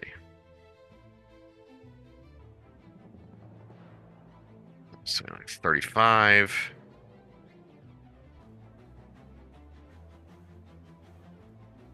60 or 65, we'll say. That's 100. Oh yeah, you easily got it. All right, so you run. Tuctrin and JB are like peering around the corner, like cautiously. You go hauling by them and just rushing up that quarter. Now you are charging, and there are two closed doors. I will give you the opportunity to burst one open if you want. Do you want to try to do that? I think you've mapped me the wrong way, bro. What? You wanted to chase the two guys. The two guys went that way. They didn't go the way you thought they went up to the north. They went to the south. So nothing was in the northern room. Not that you saw. Well, we don't know. Nobody's seen. Well, yeah, there's dead bodies lying there that were just destroyed by the lightning bolt. You don't see any additional living creatures. No exits from the room. Yeah, well, you haven't gone into the room. You don't see any exits. That's what I'm going to do then. That's my maneuver. Follow that arrow and go run around there as fast as I can. That's called the roll maneuver. Run as fast as you can. Yeah. Probably maneuver. As fast as you can. That's pretty funny. Okay, skid and stop and go. I just had a Wile E. Coyote vision. Yeah. Like somebody had like painted a door, and he's just like spam. Yeah. I was totally expecting more doors there and everything. And then he looks around, and he's like glad nobody's there to see All right. it. He's like, all right, it looks terrible, but actually. No, so you go running into this room. Now it's not what you expect. Okay, so you go running into this room, and the so you go running into this room, and there's carpets and tapestries covering the plain stone walls of this room, and a few rugs are on the floor as well.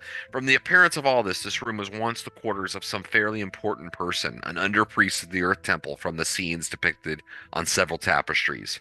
Whatever furniture was once here is now gone.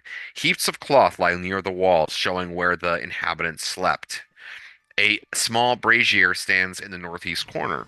A small keg of cheap beer is in the center of the room. The only exit to the door is in the south of the wall, the alcove, except for that's a lie, because there's actually, the wall seems to have been moved and open in the the southeastern corner of the room. There looks to have been a secret door, which is open. It is ajar. You can see the door is open. And through that door, you can see another door beyond, which is actually also open. And I should probably reveal some of that as well. Charge. It's the human nesting doll of doors. Is this one of those like Shaggy runs from like Scooby Doo? Like you keep turning and your like legs are moving really fast. Verily zoinks, yo.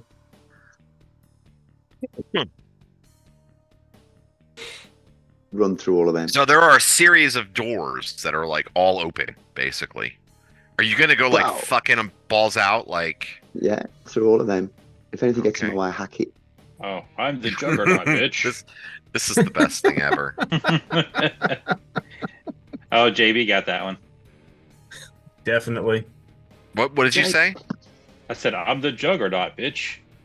Like, you saw the X-Men movie? Yeah. He's crashing through Yeah. the walls. Yeah, That was such a bad movie. Was it not really good. was. It was trash. Okay. So Roland Raymond's blood goes just storming through these rooms, and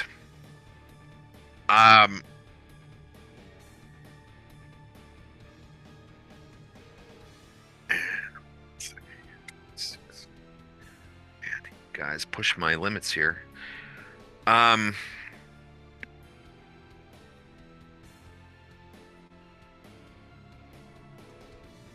was gonna say it would be hilarious if they went left and we all ended up like pincer attacking them, but doesn't look like those two connect. Thing is, if I leave anything behind, they'll surely be looking in my direction. And you're coming up behind, aren't you? The stabbies, I think, or somewhere.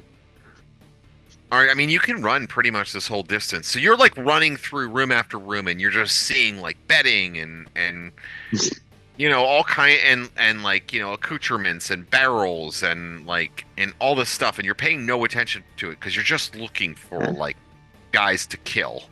Leaping over stools and shit. And just Yeah, so you're just like running pushing through, for- and you're like yeah. opening up every single, Oh, you know, they do meet. and you eventually get to this sort of end point where there is a door that is closed, and you find yourself in this room. And I'll give you more of a description of this room just because you're actually like in here for a second. And perhaps this was once a reception room or minor council chamber. Bits of wall covering still dangle here and there, and a once fine hardwood sideboard is centered along the north wall. Atop it are various dirty dishes, a cask of beer, and bits of stale bread and dried meat. The entire length of the west wall is lined with piles of bedding, divided into 8 pallets. A small wall font still trickles a sulphurous-smelling water into a stone basin in the northwest corner. A stack of wood lies by the south door, possibly for use in some nearby fireplace. A 5-foot-wide alcove can be seen in the east wall near the northeast corner. So you are able to kind of see all of this, and then there's that door. It's closed. It's the first door that you've seen closed. And I will give you the opportunity, if you want, you can just like go and kick that door open. Yeah, man. That's a silly That question. At the end of your Roland. charge. At That the end of door's your just going. charge. Yeah, first. All right. So go ahead and roll open doors check. Just standard open doors. What is it I need? It's a strength, and it's based on your strength, and it's a D20.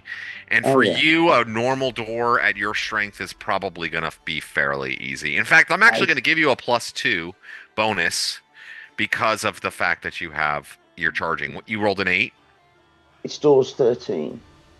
So I Okay. need below that. Yeah, I'm going to give you a +2 bonus, so you need 15 or less. 14 for that plus. 14. Oh, you got a 14. All right, you Yeah. go and you bust open the door, just kick open the door, and stumble into the hallway beyond, maddened look on your face, finally exhausted from your long run, only to see down at the other end of the hallway your companion, Tuctrin, peering around the corner. At the same time, because technically it went on 7, so like, you know what I mean? Like, huh?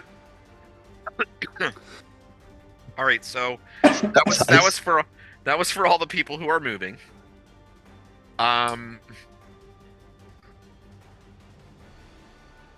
That was at 7, right?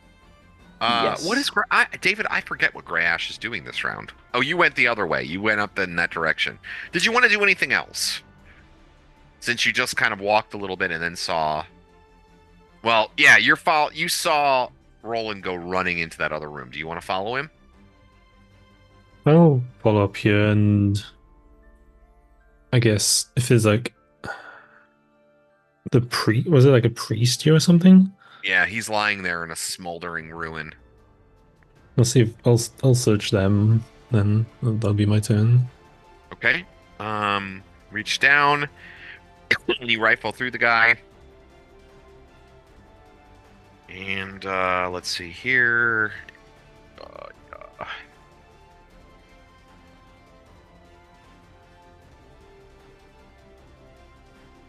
All right, so roll perception check.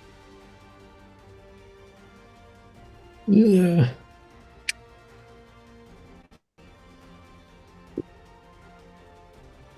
Five. That's good.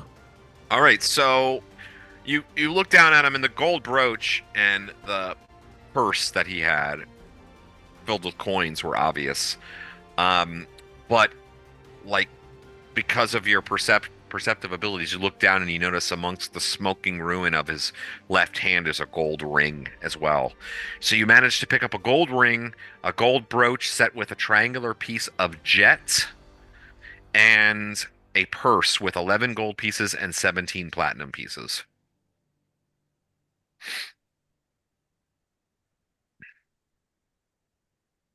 Okay. The gold ring was on his finger? Mm-hmm. Okay, we both put it on. Okay, you put it on.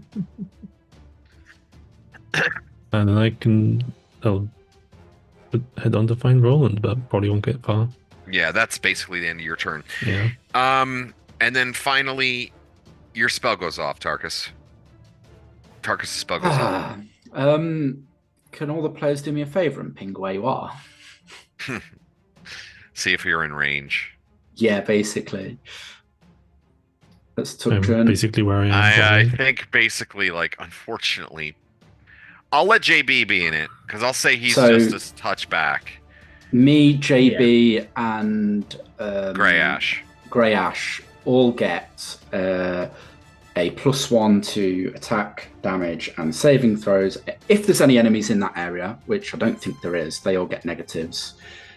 So it's the same as chant, but this time I can get up and move around and I don't have to sit in one spot. It lasts for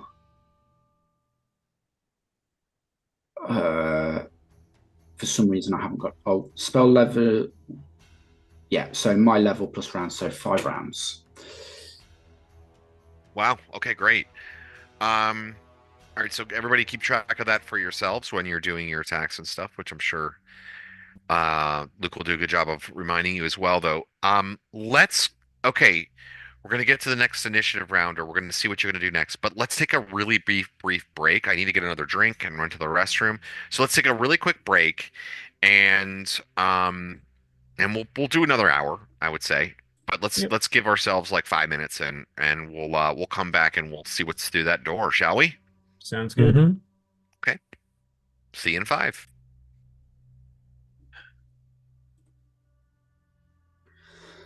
This has definitely gone exactly as they expected, doesn't it? It's beautiful, you see. All my spells for naught. Everybody just keeps running out of range. I'm just glad there was a lightning bolt followed by another lightning bolt because, that was a lot of guys, and I don't think we were at full strength. So it solved that problem very quickly, though. No, gladly it did. I'm wondering if they could have not been enemies, but I don't know. They're enemies. Well, friend or foe, they're toast now. This is true. We get back to Hommlet to hear that another party came by and went down to the temple, and we just very quietly go, "Oh, did they now?" Did they now? We didn't bump into anybody. All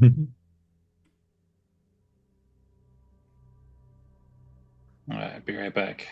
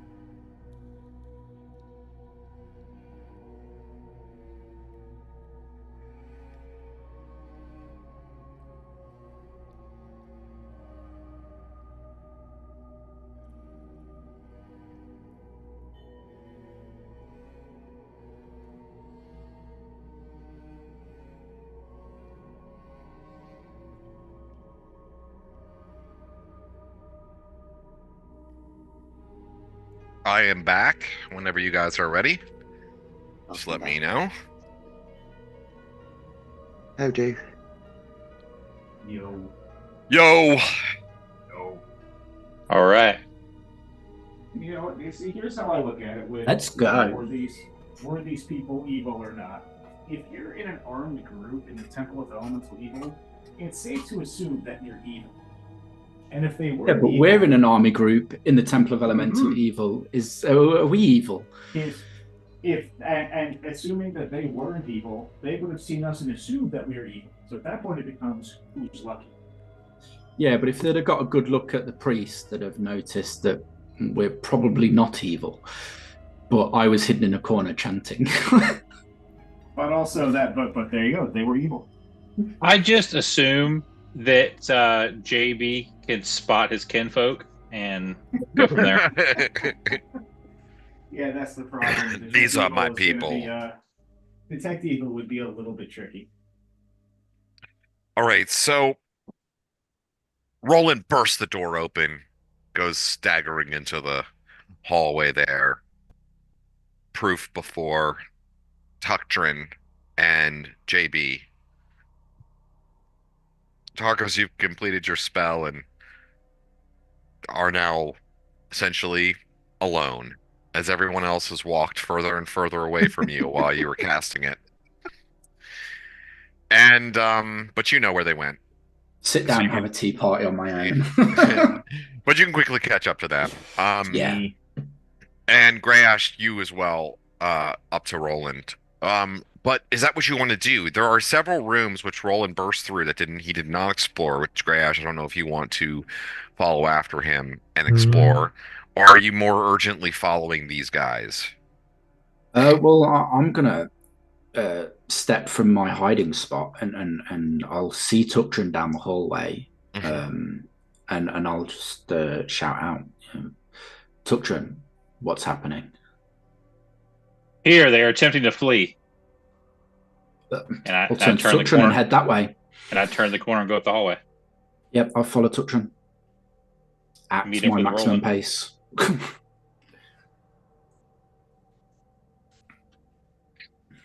All right, so you go running after him. What about Greyash, David? At what pace is he going to sort of catch up to Roland? Because you spent around searching, and you're in that one room. I'm gonna take a slow pace, basically spend the whole round looking around this room, and then meeting up with everyone, and not sprinting. If there's any chests or boxes or bookcases or anything. Okay, so you're keeping an eye out on things that might attract a wizard's attention. Yeah. Or another. All right, so, you know what? Actually, what I really should do is say this. What is Roland doing? Because Roland is driving the action right now. And if Roland kicks open that next door, then that's what's happening, no matter what anybody else wants to do. This is true. So what is Roland doing? You emerge into that hallway. What are you going to do? You see your friends down further to the south, but you also see that other door there. And actually, you see Tuctrin is moving down the hall now, looking like he's might be ready to do violence. So my friends aren't far behind me. No, not at all. And they only fled last round, these other dudes. They've been moving for 2 rounds, technically. 2. Fuck it, yeah, man. I'll just smash through the door. I love it. All right, so you don't even wait any time, and you go smashing through the door. In that case, I make a gesture to like a grunt and like a smash through the door. Carry on. It just looks going. Cool. Okay. That's going to be what's going to happen. So I'm going to tell David what Greyash finds first, because otherwise we'll never get back to it. Let's see here. That is room 23 and 20. Let's see here.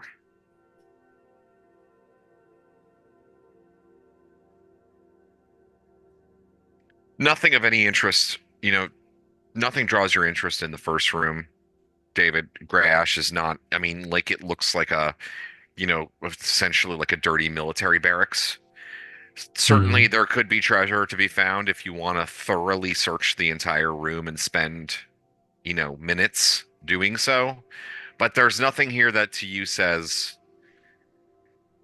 this is somebody rich, or this is a wizard, or like, here's a book I might want to take a look at. There's nothing along those lines. It's like bedding and, like cups and barrels and like things like that. Nothing of anything other than just like basic campaigning gear value. The room beyond, as you just sort of glance into the room beyond, you see is has a little bit more going for it. There is the place is plastered with the place is plastered and the floor paved with polished brown granite slabs.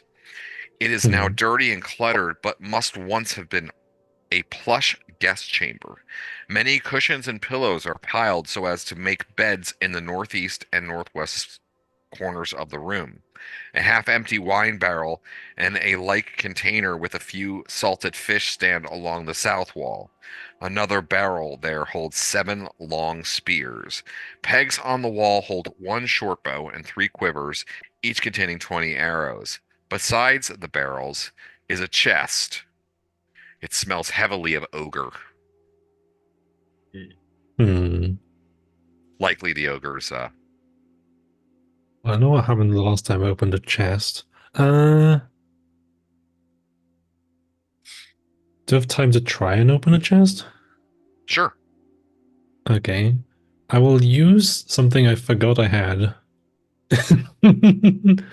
This is a callback. I love it. So from my backpack, I pull out a very amusing item. What's it called? Reaching in like deep into the recesses of the backpack.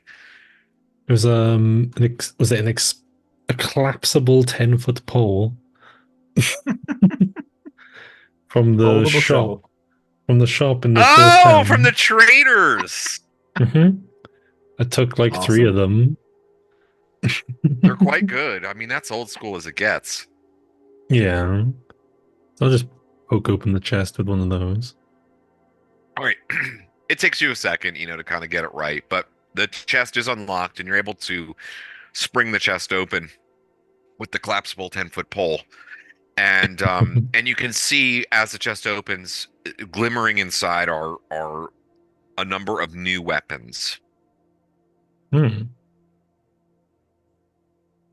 Interesting. And kind of like, once you determine that there's, no imminent danger from the chest, you can see within there's a few maces, but it's like there's a bunch of axes, like hand axes. There's a battle axe, there's some morning stars, some short swords, a broadsword. I mean, it all looks fairly mundane, but it's like they're new like, you know what I mean? They're unused weapons, which is, you can decide how you feel about that. But there's a case of unused weapons in there. Okay. I'll put it in there now. The main thing I'm looking for is like, we saw earth priests or something. It's like on my mind is the earth gem for the skull, which doesn't seem like is in this chest, so I will move on. Okay. All right, so you will continue on, but we're going to move to the action now.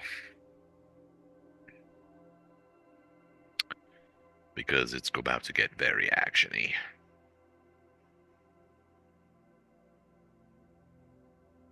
Gotta love Roland. Somebody commenting there on the YouTube, by the way. Shout out to this person. Kimberly Davies. making some comments here.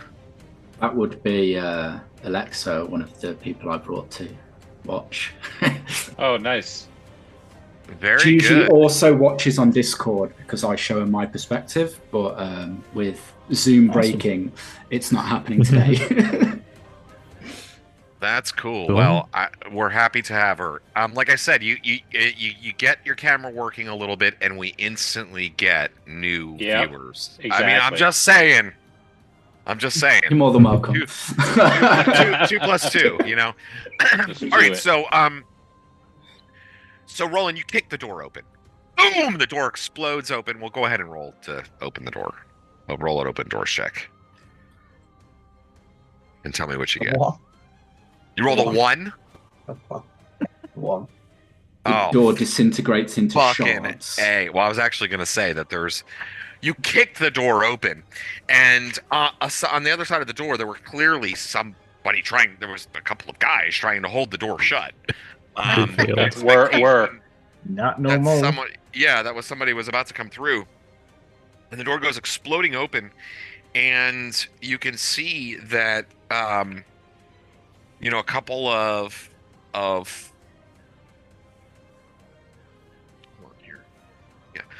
couple of those chainmail guards go falling to the floor. That were holding the door open. There's still 3 others, however, and they have in hand, standing there, ready and loaded, crossbows, and they fire off at you as the door bursts open. Oh no. Okay. Oh shit, son. Everybody start thinking about what your actions are going to do, because we're going to do declarations next. All right. 18 might hit you, but you're pretty solid. AC minus 2. Yeah, that's what I was going to say. I don't think that they're going to hit you. Yeah, so these 3 crossbow bolts go firing off at you. But, you just quickly raise your shield up in front of you, and it just goes deflecting off of your shield.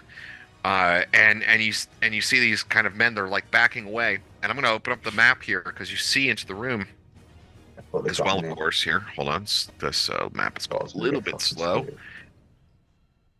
This one starts getting really exciting. This is like, from here on, the temple to me is just like, this is where it fucking gets good. Here.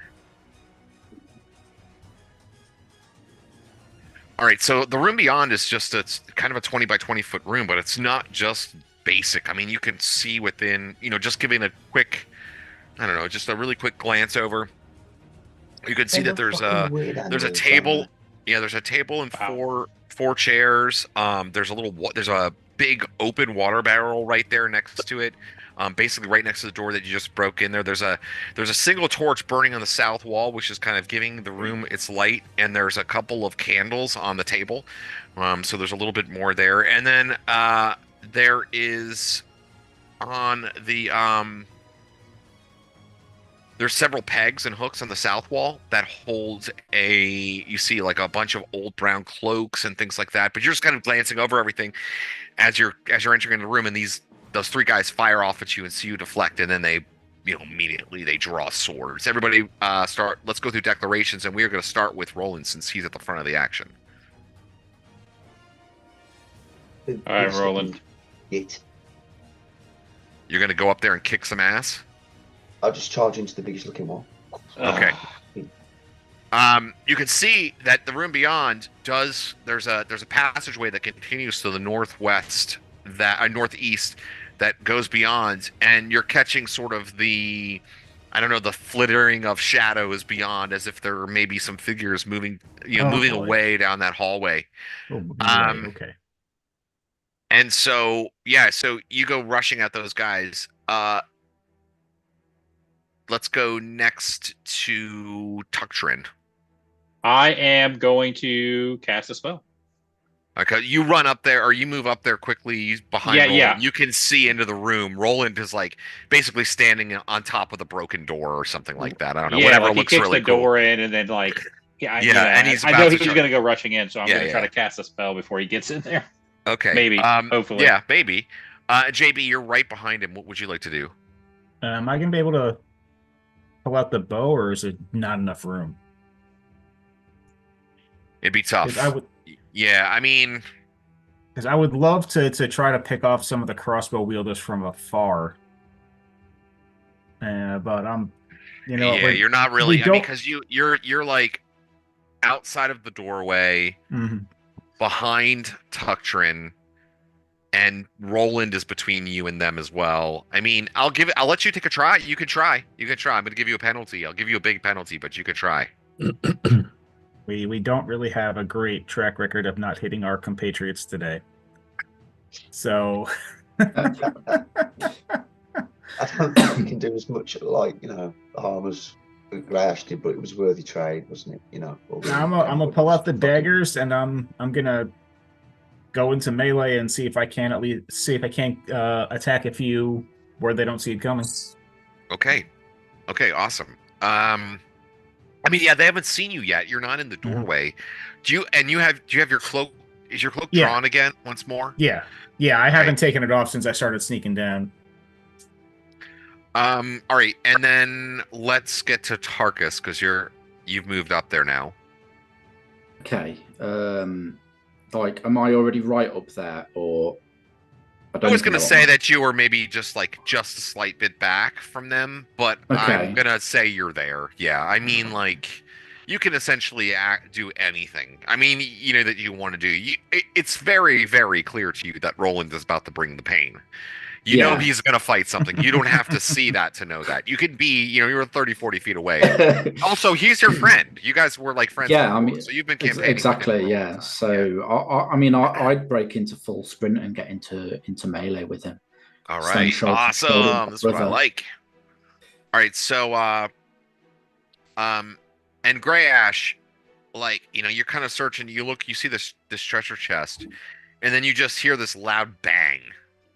From distantly, and you're pretty sure you hear Roland roaring as well. Is that fair to say, Chris? I don't want to put words. You need to put some energy into that door opening, don't you? Yeah. All right. So you hear that. What would you like to do this round? I will break into a jog still, to catch up with them, I guess. Okay. All right, so let's go ahead and have Chris roll the group initiative since he is right at the forefront. Okay. Ooh, D10. D10 he's go. It's a 3. Oh God, you guys. 3. So I think that's a 9 for me. All right, so 4, 5, 6. I'm going on 6. 6, right? Oh, yeah, okay. Movement on 6? Yeah, okay, so I'm going to give Greyhawk, David, I'm going to get Greyhawk in there because it's more, I love this whole zigzaggy. Yeah, so you go running through these rooms and as was problematic when Roland went by, I mean, you're not really catching a lot of the details, but you definitely feel as though you might want to come back and explore some of these places further for the treasures that they might contain. But you eventually end up getting to the place where Roland kicked down door number 1, and you're in that room there where there's that bit of the water basin and there's the the sort of bundling, and you can see through the open doorways now kind of like what's happening. I'm saying you're at that sort of back or the other door, but that's adjacent to it. Yeah, I'm like kind of saying you're standing in that broken open doorway. It's open, and that other door is also broken. So you can sort of see into the room. You've used up. You're just moving, but I'll let you do something small if you want to do something small or yell or a narrative or anything like that, or start preparing or thinking about something else. I will.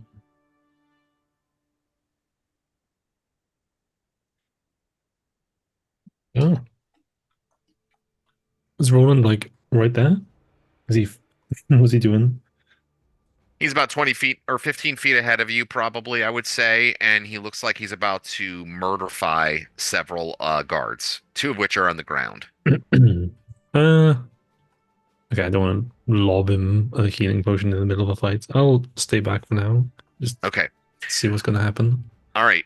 So go ahead, JB. You sneak in there and you basically you slip in the door, just behind Roland, staying in the shadows of the edge of the room, and you've got your cloak drawn over your face. Nobody sees you. You want to backstab one of them, you can try. Am I gonna be able to get close enough to one of the crossbow wielders? Because I feel like they're gonna be the most dangerous. Well, the crossbow wielders, after taking one shot each, they dropped the crossbows and pulled their swords out and are moving towards melee. There are some prone guys there, aren't there? There are. There's guys on the ground.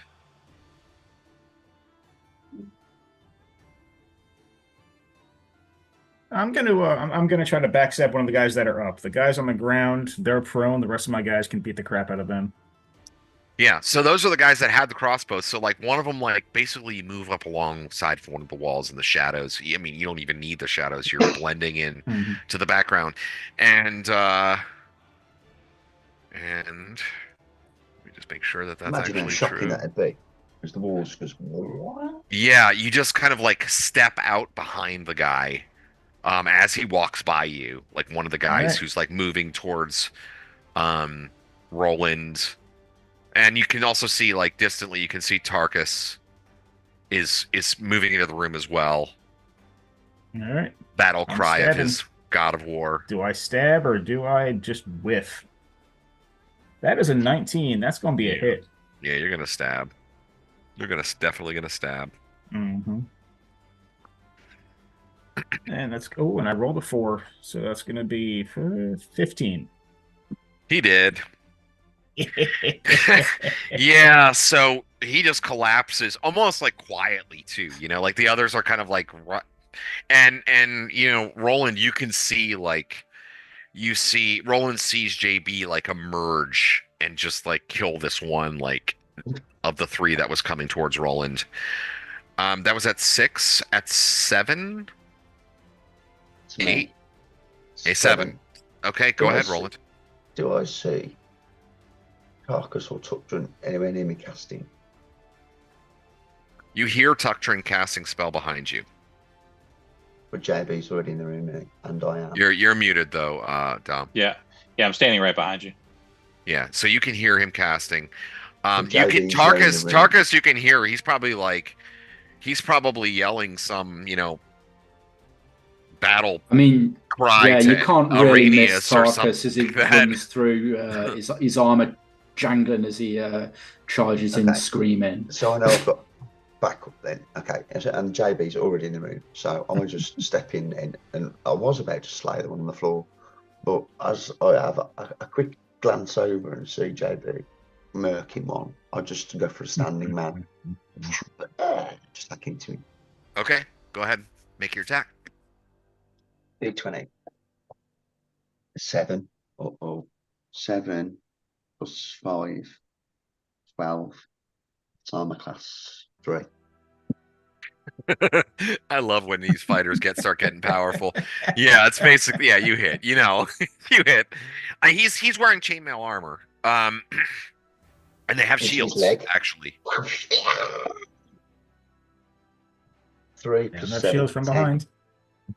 Yeah, you hack into his leg and slice it off. He falls to the ground screaming in agony, reaching for it, blood pumping out of the open wound, gushing to a pool on the ground. Life slowly fading from him. That was at 7, am I right? 8? Yep. Yeah. Yep. All right. Spells first. Okay. So just so I can be clear on this right now, Roland is attacking the guy that was on the ground directly in front of me, correct? Or directly in front of us? No, he attacked the guy that's standing up. Other guys came to move into that area. Okay. And JB is in the middle of the room also, right? Because he just stabbed somebody. I would describe JB as about 2/3 of the way into the room, because he kind of moved along the wall and got behind them and killed and got one of them. So I would describe him as a little further That's into how I the see room. it as well. All right. Well, y'all are all going to make saving throws, man, because either that or waste my spell. Because it'll be what it'll be. Yeah, I could. So I'm casting Rock Burst. Oh God, damn it! I mean, it's what I got, man. It's what I got. It's such a good spell too. You got to use it. I mean, like I would use that in every. I try to, but I'm also trying not to kill everybody because everybody keeps like running in before I can cast it. So here it be. It's like, you know what? No one can kill us like we can kill us. Yeah, pretty much. So, but what I'm gonna do is, because I know the other guys are running further back, I want to cast it like back here. Let me look at the map here. Show me again. Oh, you want to go back there? Okay. Yeah, like because there's archers and stuff back there, right? No.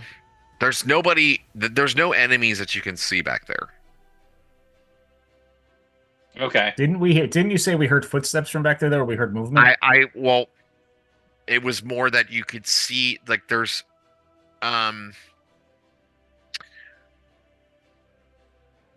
So how many guys are up in the room? So like let's say that there's like somebody running far down, like down a hallway, but there's like a light at the end of that hallway, and so you see the like movement, flittering of shadows is what you're seeing. That's right. Really all you're seeing from that hallway. There's 5 guys total. 3 of them are sort of standing up further back. Well, now there's 4 guys total now there's 3 guys total, because because JB and Roland have each killed one. There's 2 guys on the ground. There's 1 guy up. Those are the ones you can see. Okay. So basically the way I want to try to position it, if I can, is basically if I go here, kind of like midway, it's 10 feet out will be saved for half. So hopefully that catches the enemies, right?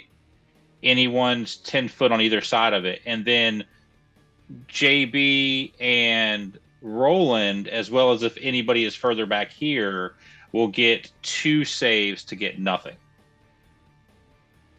Because there's a two radius basically. To anything within 10 foot saves for half. Anything out from between 10 and 20, if they make their saving throw, they get a second saving throw to avoid it. Basically. Gotcha. So you see what I'm saying? It's like position it further back so that basically our guys get a chance to avoid it completely, but they get a chance to maybe half. If that makes sense. Mm-hmm. Oh, I love the smell of rock burst in the evening. So yeah. Go ahead and cast your spell then. All right. So I just kind of, as normal, I just figured out all their positions and everything, so that's what I was doing while you were describing it. So go ahead. So basically, I'm going to finish the spell. I'm going to look at the area. I'm going to reach out like I'm grabbing the stone with my hands, basically out of the wall, and basically just kind of make a motion where I'm just crashing the stone all over the room. Which makes sense because we'll see that, we'll know what he's doing, and that would give us the chance to get out of the way. 5. And we get a +1 to our saves, if I remember right. 10, 11. You do. You get a +1. 15. So that would be an even 20. And so then they save for half. Is that right? If there's any bad guys in the range. And anybody within 10 foot, save for half. Yep. Okay. All right. Gotcha. And it's a save versus spell. Okay. And then anybody between 10 and 20, you get the save for spell. And if you pass the save, then you get a second one and you take nothing. I understand. Does prayer only affect the people at the time of casting in range? Yes. Yes, it does. It does. Okay. And I did not pass my second, so let's take half damage then? Yeah, if you pass your first, you take half. If you pass your second, you take nothing. If you fail both, you take it all. All right, I passed the first and I failed the second. So 10. So I take half. Okay. What's it on? Still Spell? brutal though, dude. Half save Yeah. 10. That's a good spell, man. Listen, You though, hear these? You hear screeches of agony in the distance coming down. Of all from the that times hall. for me to have rolled a 1, I'll take it. Yeah. All right, so you hear some screeches of agony in the distance from where the rock, underneath the sound of the rock exploding, and you hear, of course, still the rattling of the pebbles and such. That was at that was at 8. Yep. Shall I make my saves? Yes. Oh please. yeah. I'm sorry, I thought you already did. No, it's okay. I'll just tell you. At save as his spell. Is it specifically spell? Yep. Fucking hell. 14. It's pretty good. 9. 9 on the second one. Yeah. 10. You also get any bonuses that you might get for magical armor. Do you have pluses? Magical armor pluses would apply to this save too. +2 shield. So +4 then. That's great, man. Yeah, for spells like this, lightning bolt, fireball, any of the physical effect spells. I would have failed the first, but passed the second. Oh, you would have failed the first one? Rolled a 9. If you don't pass the first one, you don't get the second one. 9 + 4 is 13, and my saving throw versus spell is 14. Well, you get the +1 from. Don't you have the bless or whatever? No, he was outside of the bless. Yeah. Are you also counting your bonus from your shield or just your armor? Yeah. Both. Roland's gonna hate magic casters. Yeah. So I think I deserve it. So if you failed this first save, then you take 20. 20. Fuck. Fucking A, man. Ouch. Sorry about that. Isn't that like 40 damage you're taking from us? All right, so you hear these screeches of agony in the distance. Then that was at 8, 9, 10. Where the fuck does Tarkus go? Oh, sorry. Yeah, 9. Okay, I'm like, come on, Tarkus would have gone into this room at some point by now. Come on. Yeah. 9 Tarkus goes on. Sorry, I was dicking. Okay. Okay, You're good. You're good.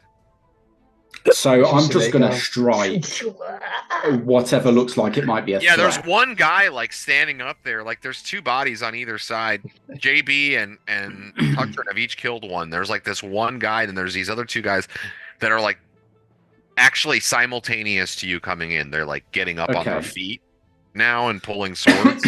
So like these other 2 guys are getting up at the same time as you run into the room. Yeah, well, I'm going to strike one of them then. Okay. Good. I have a question though. Sure. Some hours ago, somebody cast strength on me. Is that still in effect? Yeah. So Yes. that was. I've not been keeping track of time, so I don't know. I have. It's okay. Sweet. Welling. So, if it's last hours, it probably is still good because unless you cast it significantly before the previous fight from last session. No, I cast it right before the last fight. I mean, you got to think we have played 10 minutes tonight. Yeah, right. You know what I mean? Like, so I mean, maybe a little more, but oh, don't do me like that, please. What's 8, happening? 9, 10, 11. I'm just counting. 11. My Thaco is 18, so AC 7. Your Taco's 18. What level are you? 5th? 5th. Is he a cleric? I might not have. Yeah, I'm a cleric. I think you're 16. Not according 18. to. Well, Roll20's calculated it itself. I'll double check the placement. Oh, okay. That's a good point. I didn't even think about that. But it's probably right then. Yeah. Yeah, that's not So going to be good enough. 7. Yeah, your weapon bounces off of the guy's shield he's got up in hand. Well, I tried. Yeah, and he has his longsword in hand. Those guys are not. Those 2 actually don't get to attack. They stood up this round. That was at 9, 8, 9, 10. Is everybody gone? I think so. All right, so they go. The one guy goes. Actually, the one guy who remains.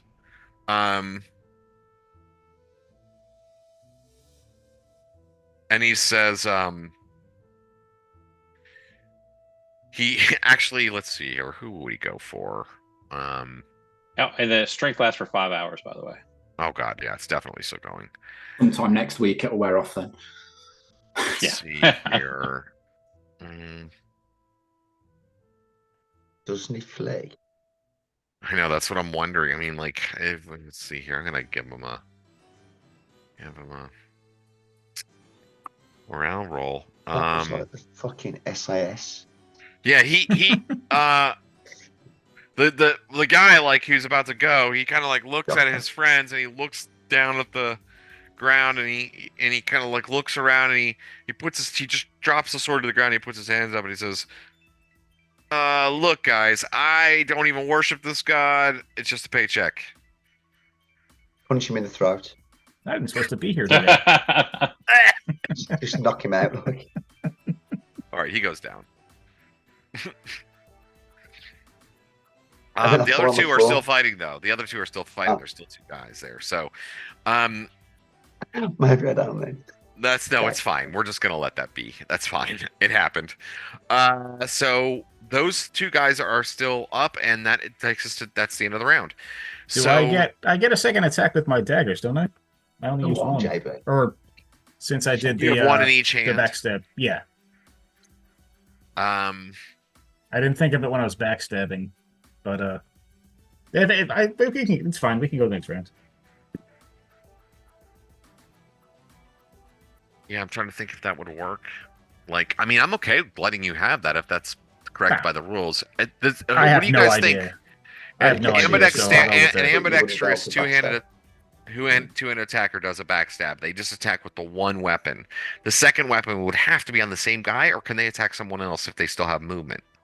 So, Attack anybody. yeah, Same my guy's thing dead. is you can attack anybody within range as long as you have the Yeah. attacks and the movement to get there. Yeah. Obviously, you're not going to get classic another D&D. backstab, but you know. Yeah, I think so too. That's why I'm saying. Like, I think that's right. I think you We're still in would get agreement. your second attack.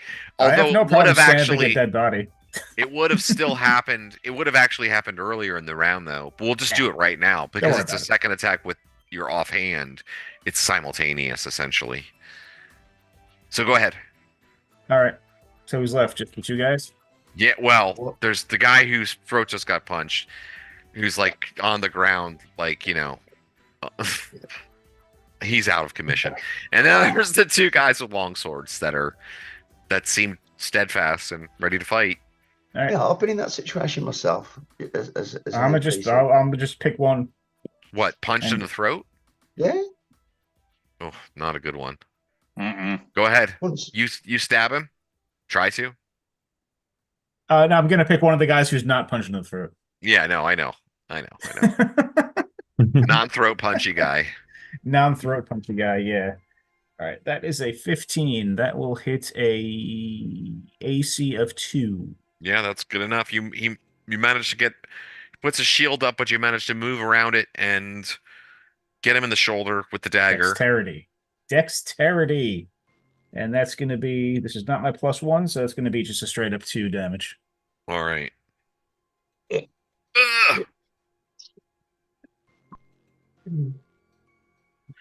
For the Earth Father, we will not give in. You know what, JB? Really? You'd be You a worship mega dirt? You'd be a mega disruptor. Like if you got into combat and stuff and you just stay hidden, get anywhere near a caster, your speed, you could just quickly go. Even though if you do like low damage, it doesn't matter, does it? Because you disrupt. He's fairly good That's with his true. bow, though, as he's been a really valuable range attacker too. That's the only thing, you know. You almost might do as good of a job disrupting from a distance at range. Anyway, so the guy he you know kind of cringes, but he stands up and hails the Earth Father. All right, so that was the end of the round. Then let's get to next of declarations. You know, I just feel like Roland should go first again. What would you like to do, Roland? Oh, well, I'm only on like I'm looking pretty fucked now. It was like blood dripping off me and stuff. It was like a hole in my hand, chunk of fucking flesh machine. Like some of my shins like bloody. There's some guys left or not? Who's left standing? What? I hate to retcon this. What is the range on the rock blast? It's a total of 20 maximum. It's a 10 to it's 0 to 10 for the point of where I cast it. So this is what it says. Because you were casting it a little bit down the hallway then. Right. It says shrapnel endangers all beings within 20 foot of the center of the affected, rock blast. Beings within 10 feet, so 0 to 10 do the save for half, and then 10 to 20 get the 2 saves. So it goes out to 20 maximum. But that's not where you aimed it. But the range is 10 yards per level, so I could do 50 yards away. Right. So but you fired that down that hallway, right? I did, and with the intention of basically, our guys being in the out edge. There was some confusion there. Roland was not in that then, nor were JB, because they were more in the.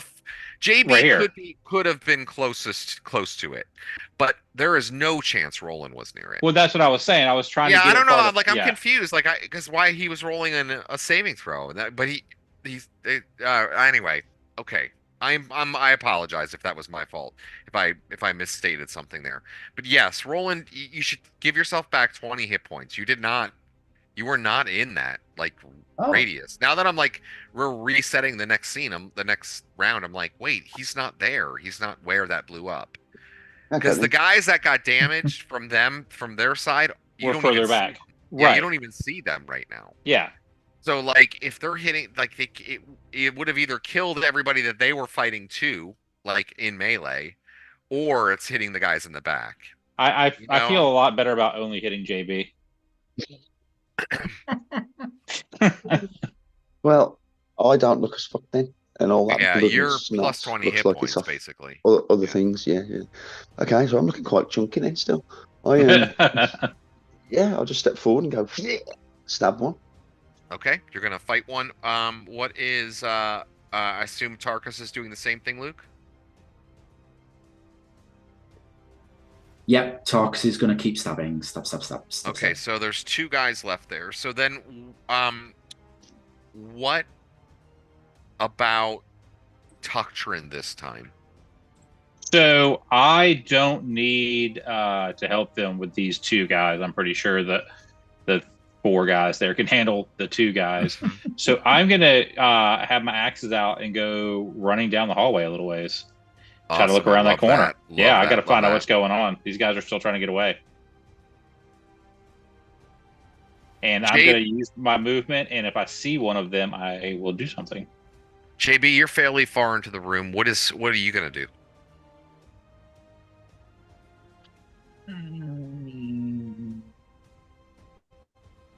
I see the dwarf wandering away on his little legs. I kind of feel the same way, like the rest of the party's got this covered. I'm going to try to follow Tuctrin and try to back him up from behind in case he runs into too many people. Which you know is going to happen. That's a good idea. We know is going to happen. I think technically speaking, you must activate your invisibility each time. All right. I think it's an activated power, if I'm not mistaken. I'm not sure. You should still strike and retreat. Strike and retreat. Strike and retreat. Yeah, absolutely. Every chance you get. It's. You don't want to stand toe to toe with these people. Yeah, I don't think we ever really figured out the actual rules in character of this cloak. It was just a matter of I found it, I put it on, and I disappeared. So I know you've never identified it, so you don't really know what it is. So I'm trying not to tell you. But if it's a matter of if I gotta physically put the hood back up every time, I'm going to figure that out, I hope. Yeah, no, it's not. I'm not saying it's any sort of problem. I'm just saying I think it's something that you are you become visible. You need me to declare it every time? Because I'll declare it every time. I mean, it probably would make sense just to declare it. I don't care if you it's not because I'm trying to you didn't declare it here. Screw you. Just because there are times where there's a strategic advantage or disadvantage to having your party members be able to see you, or not see you, or the enemies be able to see you or not see you. So there's like Yeah, that's fair. sometimes it's better to be visible than invisible. True, So true. I don't want to assume either way, you know. That makes sense. All right, so yeah, I mean we can just do that. So you're. All right, I how assume you're about going. this? How about this? I see Tuctrin going. I sort of give him a tap on the arm, tell him I'm going to. Then I put up the hood or whatever I figured out. I give him the nod and makes me invisible. Invisible. I give him the nod and I go. All right, and then finally, Grash, you're back at the kind of back at the door there. But I mean, you can see what's happening. You get a full view of what's happening there. You can see some of your companions are starting to look like they're getting ready to move up the hallway. Yeah, I'll just follow up behind, and there's not much I can help with this combat right now. Okay. I just don't want to get left behind. I want to make sure if people do show up, I can cast on them. Just casually stroll through. Yeah, I'm just in his mage pipe. I'm just strolling behind. Fully Gandalf in it. A wizard is always late. A wizard arrives I at shout exactly out the a time warning he's cheer. supposed to. To Tarkus. All right. Sorry, what was that, Roland? Yeah, say that again. I shout out a rising cry as Tarkus enters the battle.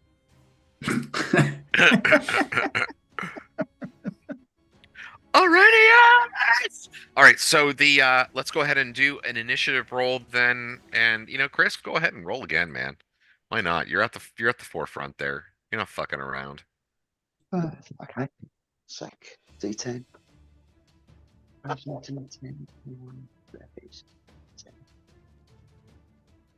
8. Well, that's not good. 8. Can't always roll Witty. great. I'm rolling poor today, but that's still better than what you got. There was a lot happened in that round. People had to take stuff in. All right, so 9, 10.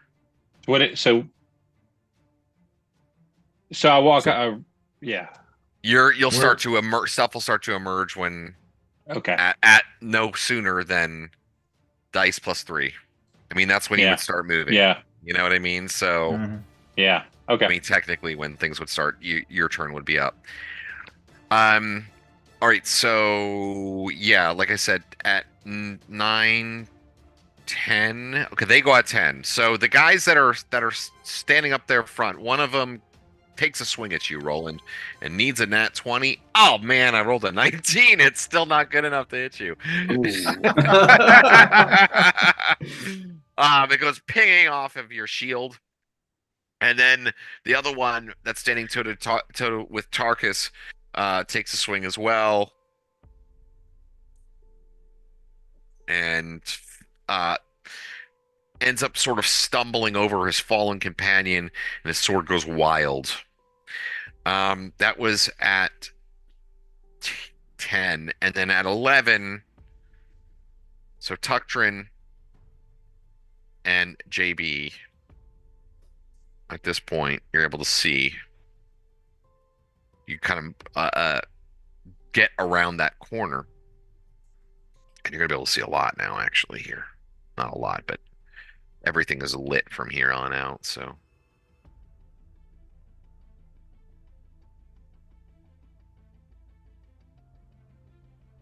Let's see. Weird-ass shaped rooms, man.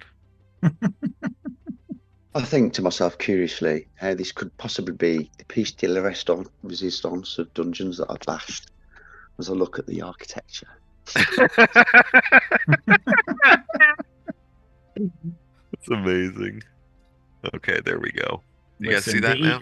The evil, they know how to make a structurally sound building. All right, so Gosh, look at the That's colours. because they're full of load-bearing bosses, actually. But so Tuctrin and JB as well, but Tuctrin more visibly goes moving up towards the front and down that hallway, and again, it's lit like further down. You can see that torchlight is beyond, and as you kind of like move up, that passageway and near around that corner, you can see the devastation that your rock blast did, and there are these two, bloody hunks of what were once human intestines strewn about. They're only human. And but like further down though, you can see that there are another maybe 4 or 5 guards, all kind of like in a line, standing, spanning the space sort of at the end of the hallway there. Probably shouldn't even have revealed that because you really wouldn't be able to see much beyond them. But there's a group of them all standing there, and you can see that they're holding in hand, it looks like javelins. They're getting ready to throw like some javelins down the hallway as soon as someone comes around the corner. Okay. You said 4 or 5? Mm-hmm. Was about what we can tell. Mm-hmm.